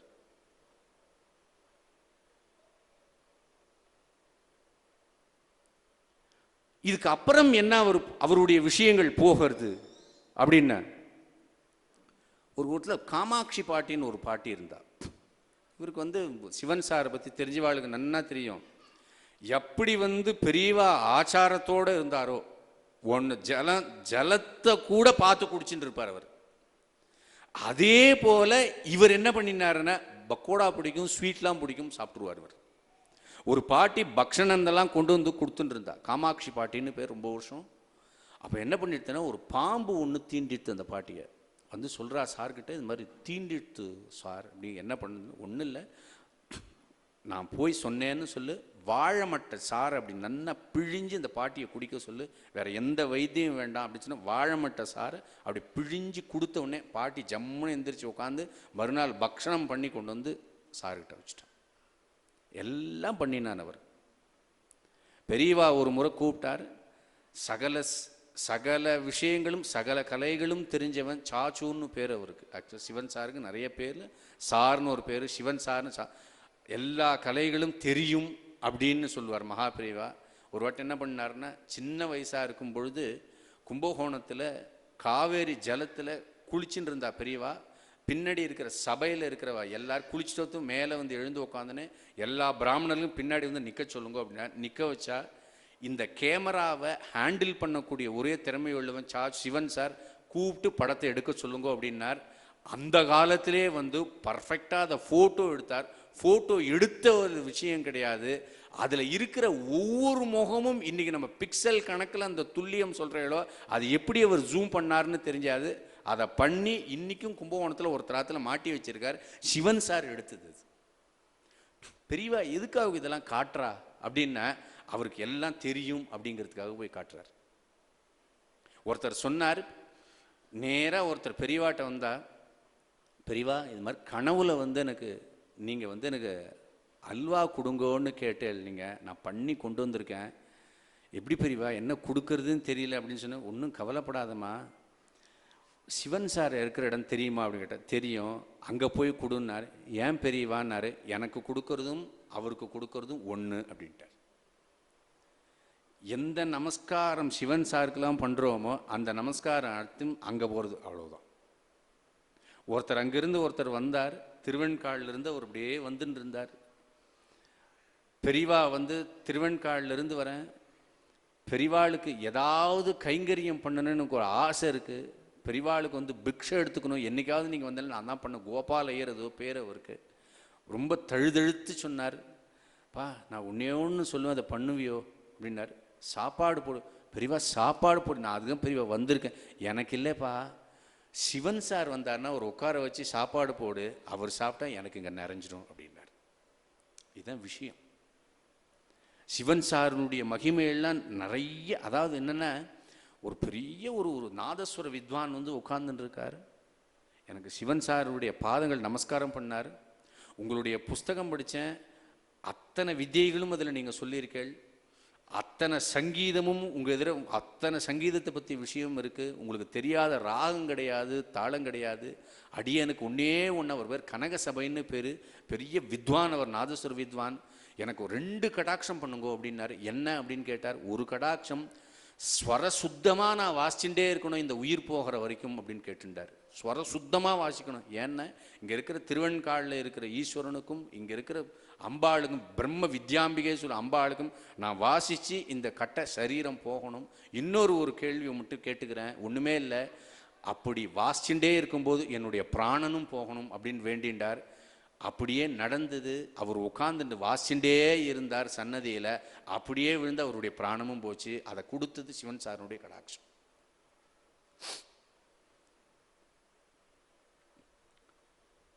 ஒரு இடத்துல சொல்றார் அவர், அதாவது எதிர்காலத்தை குறித்த துல்லியமான கருத்துக்கள்லாம் சிவன் சார் மாதிரி யாரையும் சொல்ல முடியாது. ஒருத்தர் கூப்பிட்டாரு, 60 வருஷம் இருக்குன்னு நினைக்கிறேன், இப்போல்லாம் நீ ஜலத்தை நன்னா பிடிச்சி கேணியில் குடிச்சுட்டு இருக்கேப்பா, நீ பெரிய புண்ணியாத்மா அப்படின்னாரு. ஐயோ ஏன் சார் இப்படி சொல்கிறேன். ஒன்றும் இல்லை, கொஞ்ச நாளில் ஒன்றுங்கள கொஞ்ச நாள் எல்லாம் பாட்டிலில் பிடிச்சி ஜலத்தை குடிக்க போகிறா, அந்த நாள்லாம் வரப்போகிறது பார்த்துக்கப்போ அப்படின்ட்டார். சின்ன விஷயம், பாட்டிலில் ஜலம் குடிக்கிறது வந்து அவர் ப்ரெடிக்ட் பண்ணுறாரு. சாதாரணமான விஷயந்தான் இதெல்லாம். மகாபிரிவா வந்து 19 அந்த ஃபஸ்ட்டு ஒரு பெரிய அன்னதான சிவன் பண்ணக்கூடிய அந்த ஒரு கும்பத்துக்கு முன்னாடி என்ன பண்ணினாருன்னா, கும்பகோணத்தில் ஒரு ஹோட்டல் திறந்துருந்தது. மகாபரிவா சொன்னா, ஐயோ சோத்தை விற்கிறீங்களே மகா பாவமாச்சு அப்படின்னாரு. நம்மளுடைய தர்மத்தை இன்னைக்கு வந்து ஹோட்டல் போய் எல்லாரும் சாப்பிட்றோம், போய் ஒட்டா உட்காந்துட்டு காசு கொடுக்குறோம், காசுக்காக விற்கிறோம். ஆனால் மகாபரிவா சொன்னால், காசு கொடுத்து சோத்தை விற்கிற மாதிரி ஒரு சூழ்நிலை இந்த நாட்டில் வந்துடுது அப்படின்னு. அப்படின்னா நம்ம எவ்வளவு சமிருத்தியாக இருக்கோங்கிறத நம்ம தெரிஞ்சுக்கணும். மகான்கள் இது எதுக்கு கவலைப்படல, எல்லாத்துக்கும் கவலைப்பட்டிருக்கா. அதே போல அவருடைய பார்வை அப்படிங்கிறது என்னென்ன, அவருடைய ஞானம் உலகளாவிய முறையில் இருந்தது. கிரீக் பற்றி அவ்வளோ விஷயங்கள் பேசியிருக்கார் அவர். அவர் யார் யார் இழுத்தார்கள் அப்படிங்கிறது நம்ம தெரிஞ்சிடணும். ஆச்சரியமாக இருக்கும். சாக்ரட்டிஸ் வந்து ஒரு மிகப்பெரிய பிடிச்ச ஒரு ஞானி. அவருடைய புஸ்தகம் முழுக்க எடுங்கோ, நீங்கள் படிச்செல்லாம் என்ன இது எப்போ பார்த்தாலும் கிரேக்க எகிப்தியர்கள் ஏன் பேசுகிறாருன்னா, இந்தியாவில் எந்தெந்த புராணங்கள் எந்தெந்த வரிசையில் அடுக்கப்பட்டிருக்கோ இதில் இருக்கிற இந்த கதையே அப்படியே கொண்டு போய் கிரீக்கில் வச்சேன்னா பேர் தான் வேறையாக இருக்குமே தவிர இதே கதை அங்கே இருக்கும். ஒன்றுமே இல்லை. யூத மத கடவுள்னு இருக்கும். ஒரு சின்னதாக ஒரு ஒரு 10 நிமிஷம். யூத மதம்னு ஒன்று மதம் இருக்குது, எல்லாருக்கும் தெரியும். யூத மதத்தில் பிறந்தவர் வேறு யாரும் கிடையாது, இயேசு கிறிஸ்து. இதெல்லாம் அவர் எழுதியிருக்கார். ஒரு நாலேஜுக்காக நான் சொல்கிறேன். யூத மதத்தில் பிறந்தவர் தான் இயேசு கிறிஸ்து. யூத மதத்தினுடைய முன்னாடி இருந்தது ஆப்ரஹாம் அப்படிங்கிறவர். ஆப்ரஹாமுக்கு 2 மனைவிகள் இல்லையா, நிறைய பேர் தெரியும். அவருடைய ஒரு மனைவி சாரா இன்னொரு கல்யாணம் பண்ணுவார். ஏன் இன்னொரு கல்யாணம் பண்ணார்னா, 99 வயசுல அந்த தம்பதி கல்யாணம் குழந்தை பிறக்காதனுடைய 98 வயசுல ஒரு கல்யாணம் பண்ணுவார். அப்போ ஒரு குழந்தை பிறந்துரும். ரொம்ப ஆச்சரியமா முதல் மனைவிக்கும் ஒரு குழந்தை பிறந்துரும். இவன் முதல் மனைவி என்ன பண்ணுவான்னா, 2வது மனைவியை தள்ளி வச்சிருவா. இந்த தள்ளி வச்ச மனைவி உருவாக்கின, தள்ளி வச்சோன்னா கோபம் வந்துடும். அந்த மதத்துக்கு பேர் தான் இஸ்லாம்னு பேர். யூத மதத்திலிருந்து 2வது மனைவியா தள்ளி வச்ச ஒரு இன்னைக்கு சண்டை நடக்குதுன்னா பாலஸ்டைன் சண்டை நடக்குது, பாத்ரிவேல் இஸ்ரேல் சண்டை நடக்கிறது இல்லையா? இதனுடைய எங்க மூலம் எங்க இருக்குன்னா இன்னைக்கு நேத்தி நடக்கிற சண்டை இல்ல, ஆபிரகாம் காலத்திலிருந்து நடக்கிற சண்டை. அவர் சொல்றாரு, இவர் ஏன் இதெல்லாம் தெரிஞ்சுக்க சொல்றாரு, இது என்னன்னு தெரிஞ்சுக்கோ அப்படிங்கிறார். நம்மளும் தெரிஞ்சுப்போமே. இந்த சண்டை நடந்து இது பிரிஞ்சு வந்த உடனேயே இது இஸ்லாம்னு ஒரு மதம் கண்டினியூ ஆகிறது. இந்த இஸ்லாம் மதத்தை பத்தி ஒரு விஷயம் சொல்றாரு.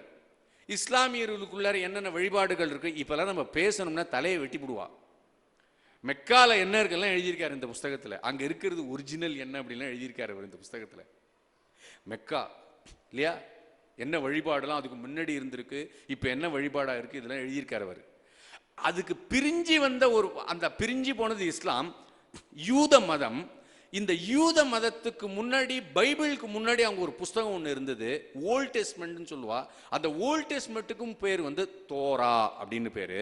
அந்த தோரால ஒரு 2 தெய்வங்கள் முக்கியமா சொல்லப்படுறதுப்பா. அந்த தெய்வம் வேற யாரும் கிடையாது, நம்ம இந்து மதத்தில் இருக்கிற தெய்வம் தான். இப்போ வேணா செக் பண்ணி பார்த்துக்கோ. அந்த தெய்வத்துக்கு பேரு பிரம்முன்னு பேரு. இன்னைக்கு இருக்கு இல்லையா? யூத மதத்துக்குள்ள பேர் என்னன்னா பிரம். நம்ம சரஸ்வதின்னு சொல்றோம் இல்லையா, அந்த தேவி அவ யூத மதத்தில் என்ன சாரான்னு நமஸ்காரம் பண்ணிட்டு இருப்பா. நம்ம சாரான்னு வச்சுட்டு இருக்கோமே நிறைய பேர் பேரு, யூத மதத்தினுடைய கடவுள்கள். அவர் இப்ப சொல்றாரு, இங்க இருக்கிற இந்த சனாதனம்ங்கிற இந்த மதம் அஜனாப வருஷம்னு பேரு நம்ம பாரத தேசத்துக்கு. அஜன் அப்படின்னா என்னன்னா, ஜன் அப்படின்னா பிறவி, அஜன் அப்படின்னா என்னன்னா பிறவி இல்லாததுன்னு அர்த்தம். அஜனாபம் அப்படிங்கிறதுனா பிறவியே கொடுக்காத ஒரு ஒரு ஒரு குழு இருந்தது இந்த பாரத தேசத்துல. அஜனாபம்னு பேரு. வருஷம்னா அஜனாப வருஷம்னே இந்த தேசத்துக்கு பேரு. அதனாலதான் ஆட்டுக்கு அஜன்னு ஒரு பேர் உண்டு. அஜன்மா அது ஆட்டுக்கு. அதனாலதான் அதை பலி கொடுப்பா. ஏன்னா இன்னொரு பிறவி அதுக்கு கிடையாது. இது செத்து போய் இன்னொரு பிறவிக்கு போவாது. அது இருந்தாலும் இறந்தாலும் இன்னொரு பிறவியால கேட்கறதால ஆட்டுக்கு பேரு அஜன்னு பேரு. அப்பயே தீட்சிதர் அதனால தான் சொன்னாரு, ஆட்டை கொஞ்சம் அந்த ஊர்ல பலி கொடுத்துட்டு இருக்க யாரும், அவன் எதை கொடுத்துண்டு போகட்டும், நீ ஒன்னும் விட்டுடு அப்படின்னாரு. ஏன்னா பலியிடுறது தப்பு ஒன்று. ஒரு நிமிஷம் சொல்லிட்டு அவர் கண்ணை இப்படி பண்ணினாரு. பண்ணினோடனே அந்த ஆடை வெட்டும் பொழுது அந்த ஆடு ரத்தங்கக்கி போகல, அழகா புஷ்பக விமானத்துல சொர்க்கலோகத்துக்கு போய் மேல போயிட்டு இருக்கான் அந்த ஆடு. இது காட்டுறாரு அவர். இந்த அஜனாப வருஷம்ங்கிறது என்னென்ன தேவதைகள் உண்டோ, இங்க எதை நம்ம பிரம்மம்னு சொல்றோமோ தோராக்குள்ளரையும் அது பிரம்மன் இருக்கு, போய் பார்த்து தெரிஞ்சுக்கோ அப்படிங்கிறார் இவர். என்ன விஸ்தாரமான அறிவு, நுணுக்கமான தீர்க்கம். நமக்கு என்ன பண்றாருன்னா தீர்க்கத்தை கொடுக்கிறார். என்ன ஆகும் அப்படின்னா, என்ன சார் ஆகும், நான் அதை பத்தி ஏன் தெரிஞ்சுக்கணும் அப்படின்னா, அப்போதான் நம்ம மதத்துக்குள்ள இருக்கிற விஷயங்கள் நம்ம தர்மத்துக்குள்ள நம்மளால ஸ்திரமா உட்கார முடியும். ஏன் ஞானிகள் மகாபெரியவர் ஏன் பல விஷயங்கள் உங்ககிட்ட டிஸ்கஷன் பண்றாரு, தெய்வத்தின் குரல்லையும் இந்த ஏணிப்படிகள் மாந்தர்களும். ஏன் இவா 2 பேர் இதை மாத்தி மாத்தி சொல்றான்னா, நீ எந்த வம்சத்துல இருக்க, நீ எந்த சம்பிரதாயத்துக்குள்ள இருக்கிற, நீ எந்த குலத்துல இருக்க, நீ எதை ஃபாலோ பண்ணிட்டு இருக்க, அது வசதி அதை கெட்டியா புடிச்சுக்கோங்கிறது. அருணாச்சலத்தினுடைய கதை என்ன, மகாவிஷ்ணு சிவனை தேடினார்ன்றாரு. ஏன் மகாவிஷ்ணுவுக்கு தெரியாதா? அதுவே பிரம்ம வஸ்து தானே. மகாவிஷ்ணுங்கிறது அரங்கன், பிரம்ம வஸ்து தானே. ஏன் தேடினாருன்னே, பா அப்பேற்பட்ட மகாவிஷ்ணுவே சிவனை அறிஞ்சிக்கணும்னு விரும்பினாருப்பா, நீயும் தெரிஞ்சுக்கோப்பா அப்படிங்கிறதான். அதை காட்டி என்ன, ஒரு பிரம்ம வஸ்துவே இன்னொரு பிரம்ம வஸ்துவை தேடி கண்டுபிடிக்கணுங்கிறத காட்டுறதுக்காகவா சொல்றா. அதுபோல இவர் என்ன சொல்றாருன்னா, யூத மதத்துக்குள்ள பிரம்னு பேர் இருக்கு, சாரான்னு ஒரு பேர் இருக்கு, ஆபிரகாம் இருக்கு. அந்த வம்சத்துல வந்தவர் ஜீசஸ் கிரைஸ்ட். இந்த பிரம் சாரா அந்த யூதத்து மதத்துக்குள்ளார ஒரு குழப்பம் வந்தது. ஒரு குழுவா போய் தேங்கி நின்னுட்டா, அதுக்குள்ள மையமா அன்புன்னு ஒரு விஷயம் இருக்கு, லவ்னு ஒரு விஷயம் இருக்கு, காருண்யம்னு ஒரு விஷயம் இருக்கு. அதை விட்டுட்டா வெற்றி சடங்குல உட்கார்ந்து இருக்கா. அந்த மதத்தை திருத்தறதுக்காக வந்தவர் ஜீசஸ் கிரைஸ்ட் லவ் இஸ் காட்னு போட்டாருன்னு எழுதுறாரு.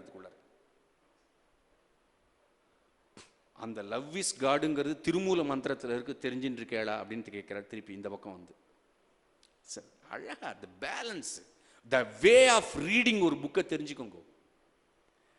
ஒரு புக்கை நம்ம கையில இருக்கும் பொழுது அது சரஸ்வதி, அது கலடாஸ்கோப் மாதிரி சரஸ்வதிங்கிறது. நீங்க திரும்ப திரும்ப உங்க அறிவு விருத்தியாயிட்டே இருக்கும். ஒரு கெலடாஸ்கோப்பை பிடிச்சி பார்க்குறேன்னு வச்சுங்களேன், இப்படி ஒரு திருப்பதினா அழகாக அங்கே ஒரு பிம்பம் தெரியும், இப்படி ஒரு திருப்பி. அதுபோல் இந்த புஸ்தகங்கள்லாம் என்ன பண்ணணும்னா படிச்சுட்டே இருக்கணும். ஏணிப்படிகளில் மாந்தர்கள் புஸ்தகத்தை நான் ஃபுல்லாக படிச்சுட்டேன் அப்படிங்கிறதுலாம் கிடையாது. ஏன்னா நீங்கள் எங்கே படித்து முடிக்கிறீங்களோ திரும்பவும் நீங்கள் ஃபஸ்ட்டு பக்கத்துக்கு தான் வரணும். ஏன்னா உங்களை அறிவை பட்டத்திட்டே இருக்கும். அது நீங்கள் எந்த இடத்துல இந்த புக்கிலேருந்து உங்களுக்கு எந்த இடத்துல தெரிஞ்சுப்பேள் அப்படின்னா, நன்னா படிக்க படிக்க படிக்க படிக்க இந்த புஸ்தகம் எந்த ஒரு விஷயத்தை ரெஃப்ளெக்ட் பண்ணுறதோ, எந்த ஒரு விஷயத்தை பிரதிபலிக்கிறதோ, அந்த விஷயம் உங்களுக்குள்ளார பதிஞ்சுட்டே இருக்கும். நல்லா புரிஞ்சுக்கணும் இந்த விஷயத்தை. மகாபரிவா ஒரு இடத்துல சொன்னார், ஒரு புஸ்தகத்தை படிக்கிறது ஏன் பிடிச்சு படிக்கிறேன்னு தெரியுமா அப்படின்னு கேட்குறேன். ஏன் பெரியவா அப்படின்னு கேட்டாக்கா, ஒன்றுமில்லப்பா, எதிர இருக்கிறது உன்னை ரெஃப்ளெக்ட் பண்ணுறதுனால நீ அதுக்குள்ளார உட்காந்துட்டு இருக்க அப்படின்னாரு. எதில் இருக்கிறது ரெஃப்ளெக்ட் பண்ணுது. அப்புறம் என்ன பண்றாருன்னா, யூத மதத்துக்குள்ள இந்த விஷயம் இருக்குல்ல, அந்த சம்பிரதாயம் விட்டு போச்சு. அதனால ஜீசஸ் கிரைஸ்ட் வர முடிஞ்சது. இந்த ஜீசஸ் கிரைஸ்டுக்கு கீழே ஜீசஸே யாரும் தெரியாத செயின்ட் பால்னு ஒருத்தர் வந்தார். அதுக்கு அப்புறம் தான் இந்த கிறிஸ்துவ மதம்னே ஒன்று ஃபாலோ பண்ணி ஒரு மதம் உருவாச்சு. அதுக்கப்புறம் தான் பைபிள்னே ஒரு வந்தது. அதுக்கப்புறம் தான் 200 வருஷத்துக்கும் தொகுக்க ஆரம்பிச்சா. அதுல தான்பா இந்த மதம் வேரூன்றி இருக்கு. அதுக்கு அப்புறம் தான் அதுக்குள்ள தர்மம்ங்கிறது ஒன்று வந்ததுன்னு இவர் ஆராய்ச்சி பண்ணிடுறாரு. சிவன் சாரை போய் நமஸ்காரம் பண்ணிட்டுலாம் நகர முடியாது. அப்படி உட்காந்துன்னு பாடம் கேட்கணும். சிஷ்யனா இருந்தோம்னா அப்படி வருஷ கணக்கில் சிவன் சார் காலடியில் வந்து உட்காந்துட்டு கேட்கணும். அவர் என்னென்ன விஷயங்கள்லாம் சொன்னாரோ, அவர் எதெல்லாம் படமாக காமிச்சாரோ அது எல்லாத்தையும் நம்ம உட்காந்துன்னு கேட்கணும். அப்படி சொல்லும்பொழுது அவர் சொல்றார் ஒரு இடத்துல, யூத மதத்துக்குள்ளர இந்த செயின்ட் பால் வந்து ரொம்ப அருமையான ஒரு விஷயம் இருக்குது இதுக்குள்ளார. இங்கே பாருங்க, அப்படியே ராமகிருஷ்ண பரமஹம்சர் இங்கே ஒரு ஞானி, இந்த பக்கம் ஒரு ஞானி. ஞானிகளுடைய அந்த சம்பர்க்கம் எப்படி இருக்கு பாருங்க. சாரதானந்தர்னு ஒருத்தர், நான் போனவன் சத்சங்கத்தில் சொன்னேன்னு தெரியல, சாரதானந்தர்னு ஒரு பெரிய, அவர் தான் வந்து ராமகிருஷ்ண பரமஹம்சனுடைய சரித்திரத்தை முதல்ல 3 பாகங்களா குருதேவர் ராமகிருஷ்ணர்னு தமிழில் இருக்கும், அவர் தான் எழுதினார். அவரை என்ன பண்ணுவோன்னா சரத் மகாராஜ் அப்படின்னு சொல்லுவா. சாரதானந்தர்ங்கிற தீக்ஷா நாமம். அவர் ஃபஸ்ட்டு டைம் இளைஞனாக இருந்த பொழுது ராமகிருஷ்ண பரமஹம்சர் வந்து பார்க்குறாரு. ராமகிருஷ்ண பரமஹம்சர் எப்பயுமே என்ன பண்ணுவான்னா, இன்றைக்கி ஒருத்தன் வருவான் அப்படிம்பார். எப்பயுமே காலம்பரையே சொல்லிவிடுவார் யார் வரா அப்படிங்கிறது. இன்றைக்கி ஒருத்தன் முக்கியமானவன் வருவான், அவன் இந்த உலகத்தையே ஆள போகிறான்னாரு. விவேகானந்தர் வந்தார். கடைசியாக ஒருத்தன் வருவான், அதோட இந்த வட்டம் முடிஞ்சு போச்சு. எல்லாம் அப் டு டேட் பண்ணுவார். அது சொல்லும்பொழுது, நேற்று தேவி என்கிட்ட சொல்லிட்டா இன்றைக்கி இவன் வருவான் அப்படிங்கிறது அப்படிம்பார். சரத் மகாராஜ் வந்து உட்கார்ந்த உடனே இவர் என்ன பண்ணினார் தெரியுமா? இவர் முதல்ல ராமகிருஷ்ண பரமஹம்சர் இந்த கிழவர் அப்படியே மெதுவாக ஏஞ்சி போயிட்டு துண்டை இப்படி இடுப்பில் போட்டுட்டு சரத் மகாராஜ் முன்னாடி உத்து பார்த்துட்டு, நீ பாரம் தாங்குவியா அப்படின்னு கேட்குறாரு. என்ன திடீர்னு பாரம் தாங்குவியான்னு கேட்கும்போது என்ன பண்ணினாருன்னா, சரத் மகாராஜ் மடியில் போய் ராமகிருஷ்ண பரமஹம்சர் உட்காந்துட்டார். மடியில் உட்காந்துட்டு இருக்காரு. நீங்கள் ஒரு திடீர்னு ஒரு பெரிய மனுஷர் வந்து உங்கள் மடியில் உட்காந்துனீங்கன்னா அதிர்ந்து போய் பார்ப்பீங்களோன்னு, டே குழந்தை மாதிரி இப்படி அழகாக பார்த்துட்டு இருக்காரு. இவ்வளோ க்ளோஸில் வந்து ராமகிருஷ்ண பரமஹம்சர் வந்து சரத் மகாராஜை பார்த்துட்டு குழந்தை மாதிரி ஹின்னு சிரிச்சுட்டு இருக்காரு. நீ இந்த தாரத்தை தாங்குவியோ பாரத்தை தாங்குவியோ அப்படின்னு கேட்குறாரு. ஒன்றும் புரியல இவருக்கு. சரி, ஏற்ற மாதிரி உட்காண்டார். பைபிளை கொண்டு வா அப்படின்னாரு. ஆனால் அப்போ வினையா போயிட்டு திடீர்னு பைபிள் எடுக்க சொல்கிறார். பைபிளை கொண்டு வந்து இதில் இந்த பிரம்மச்சாரியை பற்றி என்னென்ன படிச்சிருக்கே எடு அப்படின்னாரு. இருக்கு, நான் படிச்சிருக்கேன், அதுக்கு தான் தெரியும், நீ எடுத்து படி அப்படின்னு. இந்த செயின்ட் பாலை பற்றி நீ என்ன நினைக்கிற அப்படின்னாரு அவர்கிட்ட. தெரியாது, எடுத்து படிச்சிடு அப்படின்னாரு. படிச்சிட்ட பிறகு எல்லாம் நடக்கிறது. பிற்காலத்தில் ராமகிருஷ்ண பரமஹம்சர் வந்து சித்தி அடைஞ்சிடுறார். விவேகானந்தர் அவரை கூப்பிடுறார். குரு மகாராஜ் கூடவே இருந்து நீ எல்லா விஷயம் பார்த்துட்ட. எனக்கு ஒன்று தோன்றது, இந்த ஒட்டுமொத்த இந்த ராமகிருஷ்ண இயக்கத்தினுடைய பொறுப்பெல்லாம் உன்னால் தான் தாங்க முடியும்னு நான் நினைக்கிறேன். அதனால் அந்த பாரத்தை உங்ககிட்ட ஒப்படைக்கிறேன் அப்படின்னார். என்ன இது பாரத்தை தாங்குவியா பாரத்தை தாங்குவியான்னு முதல் நாள் இவர் கேட்குறார் ராமகிருஷ்ண பரமஹம்சர். மிரண்டு விட்டார் சாரதானந்தர். இன்னைக்கும் படிக்கலாம், அதெல்லாம் புக் இருக்கு. இவர் என்ன பண்ணினார்னா, ஒரு பயணம் போற வேர்ல்டு டூர் ஒன்று போறார். விவேகானந்தர் ஒரு பக்கம் போய் இந்த ஸ்தாபனத்தை பலுப்படுத்தணும்னு போறார். நேராக ரோம்குள்ளர போய் இறங்குறாரு. ரோம்குள்ளார ஒரு சர்ச் ஒன்று. அந்த சர்ச்சில் போய் இறங்கின உடனேயே பூர்வ ஜென்ம ஞாபகம் வருது. செயின்ட் பால்கி இவர் சிஷ்யரா இருக்கார் அந்த இடத்துல. செயின்ட் பால்க்கு அவர் சிஷ்யரா இருக்கார். யார் சொல்ல முடியும்? குருநாதர் தான் சொல்ல முடியும். இப்போ இவர் என்ன பண்றார் இந்த புஸ்தகத்தில்? செயின்ட் பால் அந்த மதங்களை காட்டி கொடுத்துட்டே வர்றாரு. யூத மதங்கள் அவர் சொல்றாரு. எகோவா அப்படின்னு ஒரு வார்த்தை இருக்கு யூத மதத்தில். ரமண மகரிஷி சொல்லுவார், அது முருகனார்கிட்ட சொல்றார். எகோவான்னா என்ன தெரியுமாப்பா? மகா வாக்கியம் அப்படிங்கிறார். பைபிளினுடைய ஃபர்ஸ்ட் லைனை ரமண மகரிஷி எடுக்கிறார், இவரும் எடுக்கிறார். ஐ ஆம் தட் அமயம், நான் மட்டும்தான் இருக்கேன். எகோவா அப்படின்னா என்ன அர்த்தம் அப்படின்னா, அது ஆக்சுவலாக ஒரு ஜூ, இன்னொன்று ஜீசஸ் கிரைஸ்ட் ஹீப்ரூ லாங்குவேஜ் பேசினார்.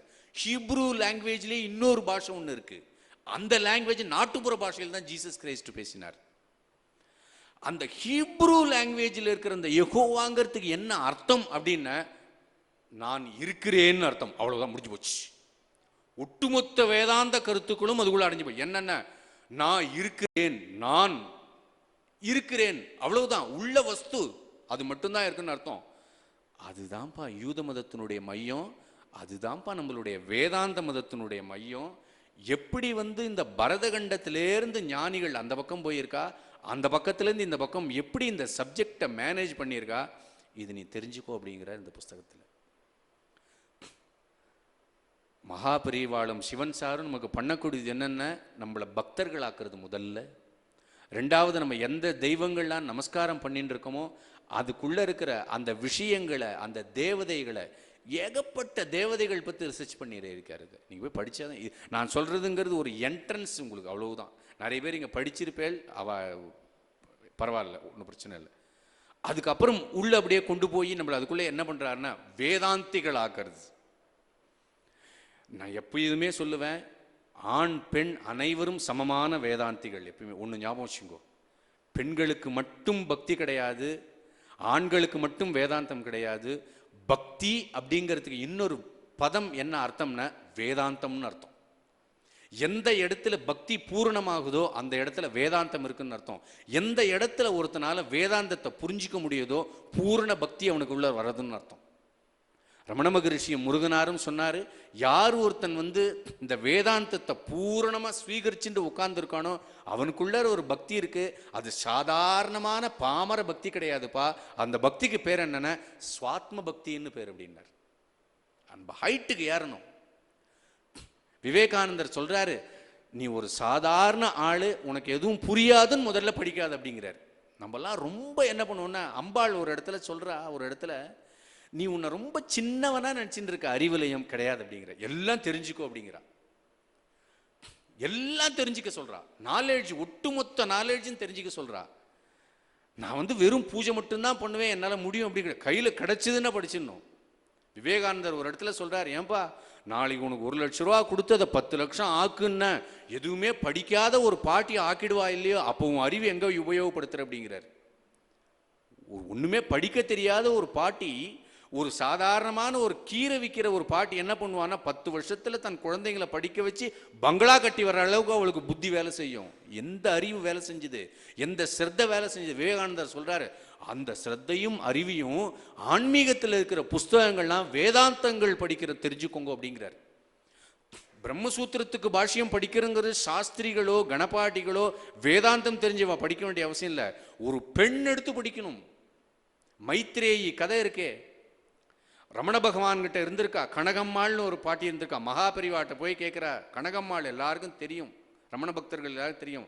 மகாபரிவாளை போய் தரிசனம் பண்ணிட்டு மகாபரிவா கேட்கிறா, என்னம்மா வேதாந்தம் வாசிச்சுட்டு இருக்கியா அப்படின்னு கேட்கிறா. சபரி இருக்காளே ராமாயணத்துல, ராமர் போய் சபரி கிட்ட ஃபர்ஸ்ட் கேட்ட கொஸ்டின் என்ன தெரியுமா? என்னம்மா பூரண யோகம் உனக்கு சித்திச்சுட்டு தான் கேட்கிறா. காட்டுல இருக்கா கிழவி, படிக்காதவ சபரி. குருங்கிற ஒரே ஒரு விஷயம் மட்டும்தான் தெரியும் அவளுக்கு. சபரிக்கு வேற எதுவுமே தெரியாது. ஆனா அவர்கிட்ட போய் கேட்கறது என்ன கேட்கிறார் அவர்? யோகங்கள்லாம் உனக்கு கும்பகம் சித்திச்சுட்டா யோகங்கள்லாம் தெரியுமா உனக்கு? நீ எப்படிமா சாஸ்திரம் வாசிக்காமே இவ்வளவு விஷயம் தெரிஞ்சது, எப்படி ஒரு யோகாரூடரா நிக்க முடிஞ்சது உன்னால? இப்படி கேட்கிறாரு. ஒரு பெண், நம்மலாம் ரொம்ப ஒரு தப்பான ஒரு கல்பித்தத்தில் இருக்கோம். நம்ம இது மட்டும் படித்தா போகிறோம், இது மட்டும் தெரியும், அப்படிலாம் கிடையாது. ரமண மகரிஷியினுடைய நான் யார் ஆத்ம விசாரத்தை படிக்கணும். தெய்வத்தின் குரலில் இருக்கிற வேத சப்தங்களை எடுத்து படிக்கணும். ஏணிப்படிகள் மாந்தர்களில் விரிச்சிருக்கார். லோகம் முழுக்க, யூனிவர்சல் முழுக்க எவ்வளவு சம்பிரதாயங்கள் இருக்கிறோ அவ்வளவு சம்பிரதாயங்கள் எல்லாரும் எடுத்து படிக்கணும். ஏன் படிக்கணும் அப்படின்னா, அதுக்கு நடுவில் நம்மளுடைய சம்பிரதாயத்தை அப்படி கொண்டு தூண் மாதிரி நிறுத்துறார். விவேகானந்தர் எல்லாம் இருக்கு இந்த புஸ்தகத்திலே கூட. சிவலிங்கம்ங்கிறது என்ன டெஃபினிஷன் அப்படின்னா, ஒரு பெரிய யஜ்ஞம் நடக்கிறதுப்பா. அந்த யஜ்ஞத்துக்கு நடுவில் அந்த யஜ்ஞத்தினுடைய பயனா அந்த இடத்துல அந்த யூப ஸ்தம்பம் ஒன்று வளர்ந்தது. யஜ்ஞம் பண்றவாளுக்கு தெரியும், யூப ஸ்தம்பம்னு ஒன்று இருக்கு. இந்த ஸ்தம்பம் ஒன்று வந்தது. அந்த ஸ்தம்பத்தை என்ன பண்றதுன்னு தெரியல, அது எப்படி வர்ணிக்கிறதுன்னு தெரியல. அது மேலையும் முழுக்கையா போயிட்டே இருக்கு, கீழையும் போயிட்டே இருக்கு. அந்த யூப ஸ்தம்பம் தான்ப்பா சிவலிங்கம் அப்படிங்கிறார். தெரிஞ்சுக்கணும். அதுல இருந்து கிறிஸ்தவ மதத்தில் விட்டா இஸ்லாம் மதத்துக்குள்ளார வர்றாரு. இஸ்லாம் மதத்தை சாக்தம் ஸ்ரீவித்யாக்குள்ளார வர்றாரு. ஸ்ரீவித்யாலிருந்து என்ன பண்றாருன்னா அப்படியே புத்த மதத்துக்கு போறாரு. புத்த மதம் என்பது என்ன, இந்து மதத்தினுடைய அழகான நிறைவு அப்படிங்கிறார். தனித்தனி மதங்கள்லாம் கிடையாது. புத்த மதம்ங்கிறது விவேகானந்தர் சொல்வார் அழகான நிறைவு. புத்திஸ்டுங்களை பத்தி பேசுறாரு. கிரீக்ல இருக்கிற பெரிய ஞானிகள் நமக்கு அடையாளப்படுத்துறார். சாக்ரட்டிஸ் ஒரு இடத்துல சொல்றார், சாக்ரட்டிஸ் ஆத்துல யாரோ வந்துட்டே இருப்பா, அவன் ஒய்ஃபுக்கு பிடிக்கவே பிடிக்காது. சாக்ரட்டிஸினுடைய ஒய்ஃபுக்கு ஒரு கண்ணு, ஏன் இத்தனை பேர் உங்களை பார்க்குறா, ரொம்ப டிஸ்டர்பன்ஸாக இருக்குன்னு வா. ஒரு வாட்டி என்ன பண்ணினான்னா, மேலேருந்து திட்டி தீத்துன்னு இருந்தா என்ன பண்ணுறதுன்னு பார்த்தா அவர் கீழே உட்காந்துட்டு இருக்கார். மாடி படிக்கட்டு கீழே ஏற்ற மாதிரி ஒருத்தர் பேசின்னு இருக்கான். வீட்டை அலம்பி விடுற அந்த ஜலத்தை எடுத்து கொட்டி அலம்பி விட்டுனா சாக்ரட்டிஸ் மேலே அந்த ஜலம் கொட்டின்னு இருக்கு. ஏற்ற மாதிரி இருக்கிற, என்ன சார் நடக்கிறது உங்கள் ஆற்றுலன்னா, இவ்வளவு நேரம் இடி இடிக்கிறது தான் கேட்டேன், இப்போ மழை பெய்யுறது அப்படின்னார் அவர். இது ஏணிப்படிகளில் மாந்தர்களில் சிவன் சார் சொல்லி நான் தெரிஞ்சுட்டேன் இந்த விஷயத்த. சாக்ரட்டிஸ் பற்றி இவ்வளோ நேரம் இடி இடிச்சுது, இப்போ மழை பெய்யறதுப்பா, உன் கேள்வி என்ன நீ கேளு அப்படின்ட்டார் அவர். பெரிய வேதாந்தி சாக்ரட்டிஸ், நீங்களாம் அவரை பற்றி தெரிஞ்சுக்கணும் அப்படிங்கிறார். டயோஜெனிஸ்னு ஒரு ஞானியை பற்றி பேசுகிறாரு. கிரீக்கில் இருக்கிற டயோஜெனிஸ்னு ஒரு ஞானி என்ன கந்தலாடை உடித்து கொண்டிருந்தார் அவரை. அந்த டயோஜினிஸ் ஞானிக்கு அவருடைய குருநாதர் பார்க்குறார், நீ இன்னும் என்னப்பா மாறவே இல்லையே அப்படிங்கிறார்.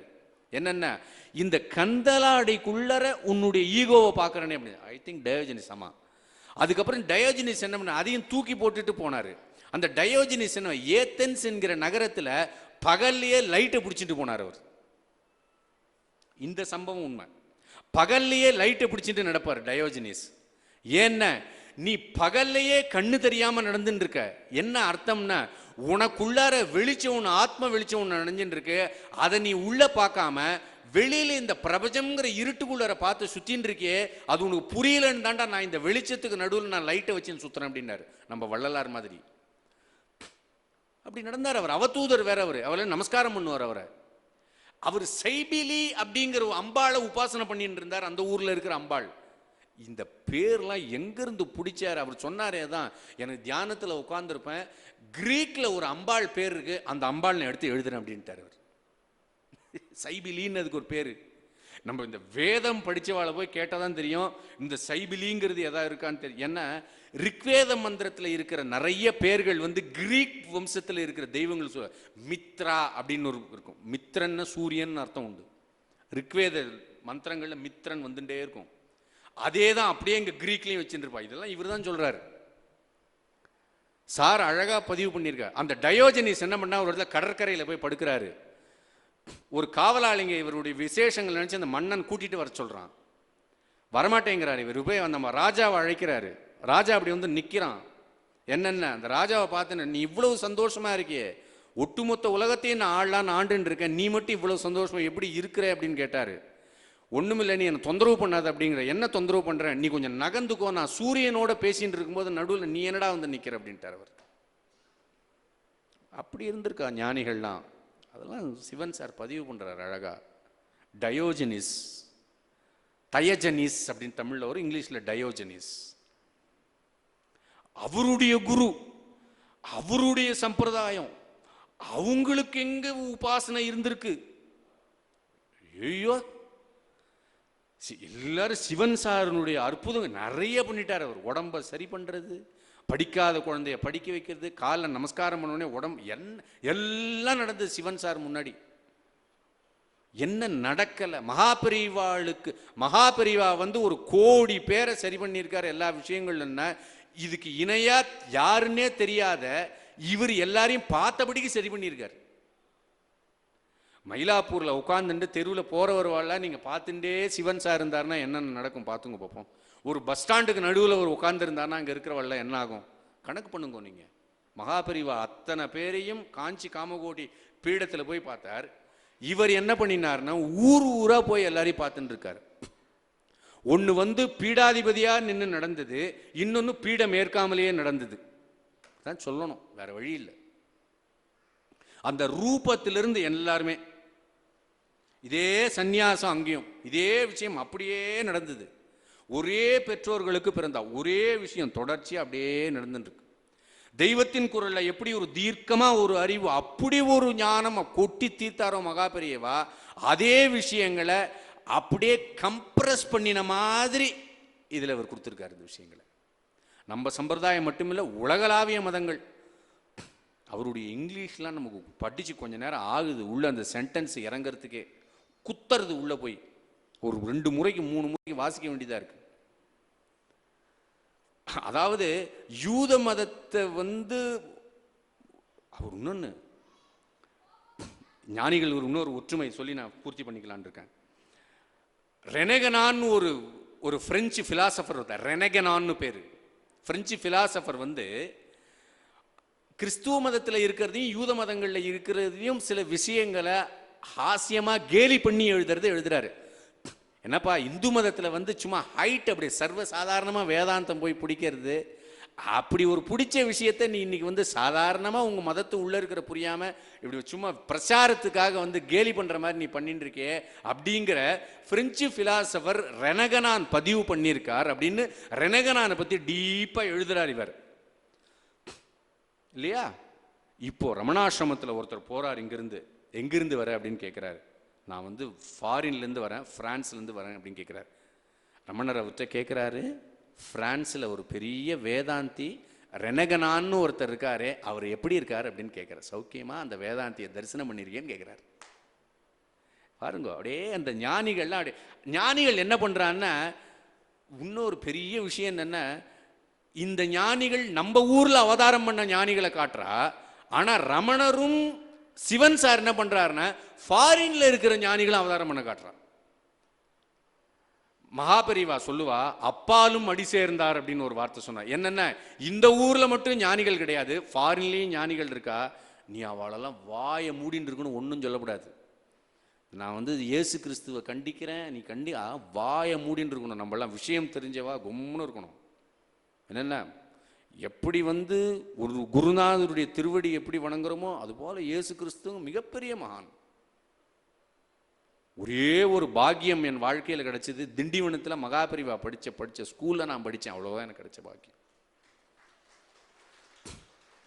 எங்கள் அப்பாட்ட நான் அட்மிஷன் வாங்கும்பொழுது 7th 8th போய் அந்த ஸ்கூலில் சேர்ந்தேன். Walter Scudder higher secondary school திண்டிவனத்தில். எங்கள் அப்பா என்னை அழைச்சின்னு போகிறாரு. நேராக அந்த கிறிஸ்டியன் ஸ்கூலில் பார்த்தோன்னே மகாபெரிவா படம் இருந்தது. எங்கள் அப்பாட்ட கேட்குறேன், என்னப்பா மகாபெரிவா படம் இருக்குது கிறிஸ்டியன் ஸ்கூலில் கொண்டு சேர்க்குறியே அப்படின்னா, இல்லைப்பா இந்த ஸ்கூலில் தான் மகாபெரிவா வந்து படித்தார் அப்படின்னாரு. இன்னொன்று, நாங்கள் 9th ஸ்டாண்டர்டோ 10th ஸ்டாண்டர்டோ படிக்கும் பொழுது மகாபெரிவா சித்தி அடையும் பொழுது எனக்கு ஸ்கூல் லீவு விட்டா. அந்த ஸ்கூலில் மகாபெரிவா பற்றி ஆற்றுல இருக்கிறவா சொல்கிறதெல்லாம் வேற, அங்கே இருக்கிற ஃபாதராக இருக்கிறவா வந்து மகாபெரிவாவில் ஒவ்வொருத்தராக வந்து பேசிட்டு போனால் அவா காதில் மகாபெரிவா அந்த ஸ்கூலில் படிக்கும்போது என்னென்ன பண்ணினார்னு அவா மூலம் தான் முதல்ல நான் கேட்டுட்டேன். கும்முன்னு இருக்கணும்.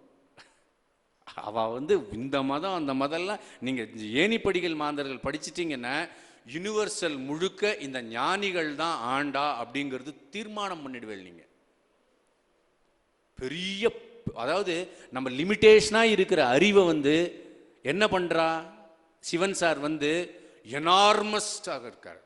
பெரிய எனர்ஜி ஒன்று இருக்குப்பா, இந்த மதத்தை நம்ம மதம் மட்டும் ஞானி கிடையாது, அங்கேயும் இருக்கா அப்படின்னு காட்டி கொடுக்குறா. இப்படி ஞானிகளை காட்டி கொடுக்கிற ஞானிகளா மகாபெரிவாளும் சிவன் சாரும் இருக்கிறா.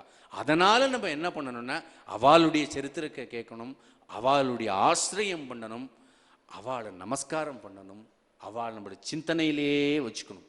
அதுக்கு தான் இந்த சத்சங்கம், அதுக்காக தான் இந்த ஆராதனை விழாவே. ஆராதனை ஜெயந்தி மகோத்சவம்னா, ஜெயந்தின்னா என்ன அர்த்தம்? வெற்றின்னு அர்த்தம். ஒரு ஞானியை பார்த்து எதுக்கு ஜெயந்தின்னு கொண்டாடுறோம் அப்படின்னா, வெற்றி பெற்றவன் அர்த்தம். என்னத்தை வெற்றி பெற்றவன் அப்படின்னு அர்த்தம்னா, இந்த லோகம் தன்னது இல்லை, இந்த லோகத்தை ஜெயிச்சு தன்னுடைய மனசை ஜெயிச்சு அதுக்கு மேலே இருக்கிற பிரம்மவஸ்துங்கிற ஒரு இடத்த அட்டைன் பண்ணினதுனால அவளுக்கு வெற்றின்னு அர்த்தம். நீங்கள் சூரசம்ஹாரம் பண்ணும்பொழுது அந்த சிவன் இது முருகப்பெருமானுடைய பேரு கேளுங்க. திருச்செந்தூரில் ஜெயந்திநாதர்னு பேர். என்ன அர்த்தம்னா, அஜ்ஞானம்ங்கிற விருத்தியை அதை அழிச்சுட்டு அதை ஜெயிச்சதுனால, ஒரு ஜீவன் அஜ்ஞான விருத்திகளை அழிச்சிட்டு அந்த அகங்கார நாசம் வந்த உடனேயே ஒவ்வொரு ஜீவனும் என்ன பண்றான்? ஜெயந்தியை கொண்டாடுறான். ஒவ்வொரு ஜீவனும் ஜெயந்திநாதரம் பண்றான்.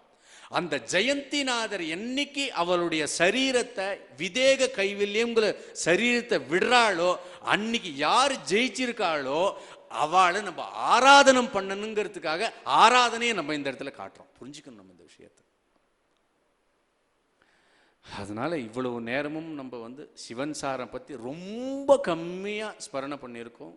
வாய்ப்பு இருந்தாக்கா பல்வேறு செக்ஷனில் இந்த புக்கை பற்றி இன்னும் விஸ்தாரமாகவும் பார்க்கலாம்.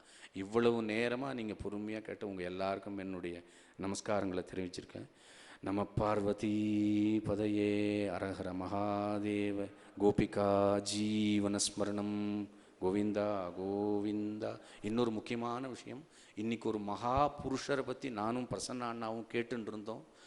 குட்லாடம்பட்டின்னு இங்கே ஒரு பக்கத்தில் ஒரு சிறுமலை அடிவாரம் வாடிப்பட்டி பக்கத்தில் சாஸ்வானந்த மகாராஜ் அப்படிங்கிற ஒரு பெரிய ஒரு ஞான புருஷர்னு நம்ம அவரை சொல்லுறோம்.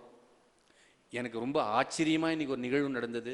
நான் ரமண மகரிஷியினுடைய பக்தராக இருக்கக்கூடிய சாதுவோம் சுவாமிகள் அப்படிங்கிறவருடைய புஸ்தகம் படித்து நான் ரமணனுடைய பாதையில் இறங்கினேன். அந்த சாதுவோம் சுவாமிகள்கிட்டயே உபதேசம் வாங்கிண்டு சாதுவோம்னுடைய உபதேசங்களையும் ரமண உபதேசங்களையும் தன்னுடைய ஹிருதயத்தில் ரத்தனமாக வச்சுட்டு இருந்த ஒரு சுவாமிகள் இன்னைக்கு விதேக கைவல்யம் அடைஞ்சிருக்கார். அதனால் இன்னைக்கு சாஸ்வானந்த மகாராஜ் அப்படிங்கிறவரையும் நீங்கள் எல்லாரும் உங்களுடைய சிந்தனையில் வச்சுக்கணும்னு கேட்டுண்டு இதை நான் பூர்த்தி பண்ணிக்கிறேன். நம பார்வதி பதே மகாராஜ். சத்குருப்யோ நமோ நம. சத்குருப்யோ நம.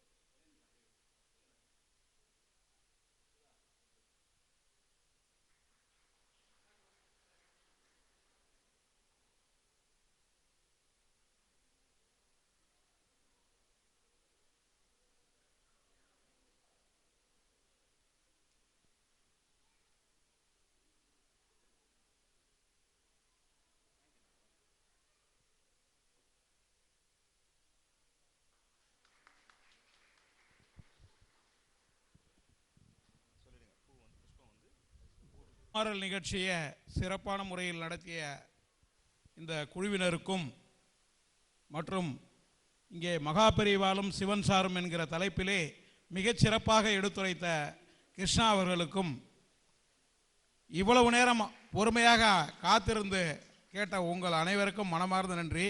அவருக்கு ஒரு மிகுந்த கரகோஷம் கொடுத்து நிறையா சத்சங்கம் இங்கே செய்யணும்னு அவரை பிரார்த்தனை பண்ணிக்கணும்.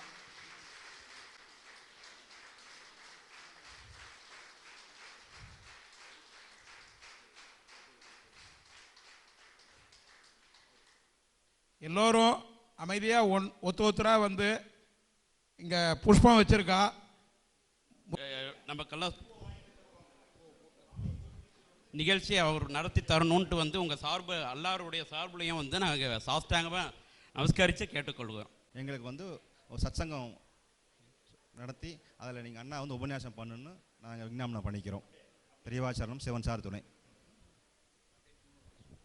கீழே முருகப்பெருமானுக்கு புஷ்பத்தை செலுத்திட்டு மேலே அப்படியே ஒரே லைனாக வந்து சிவன் சாருக்கும் மகாபெரிவாருக்கும் செலுத்துமாறு கேட்டுக்கொள்கிறேன்.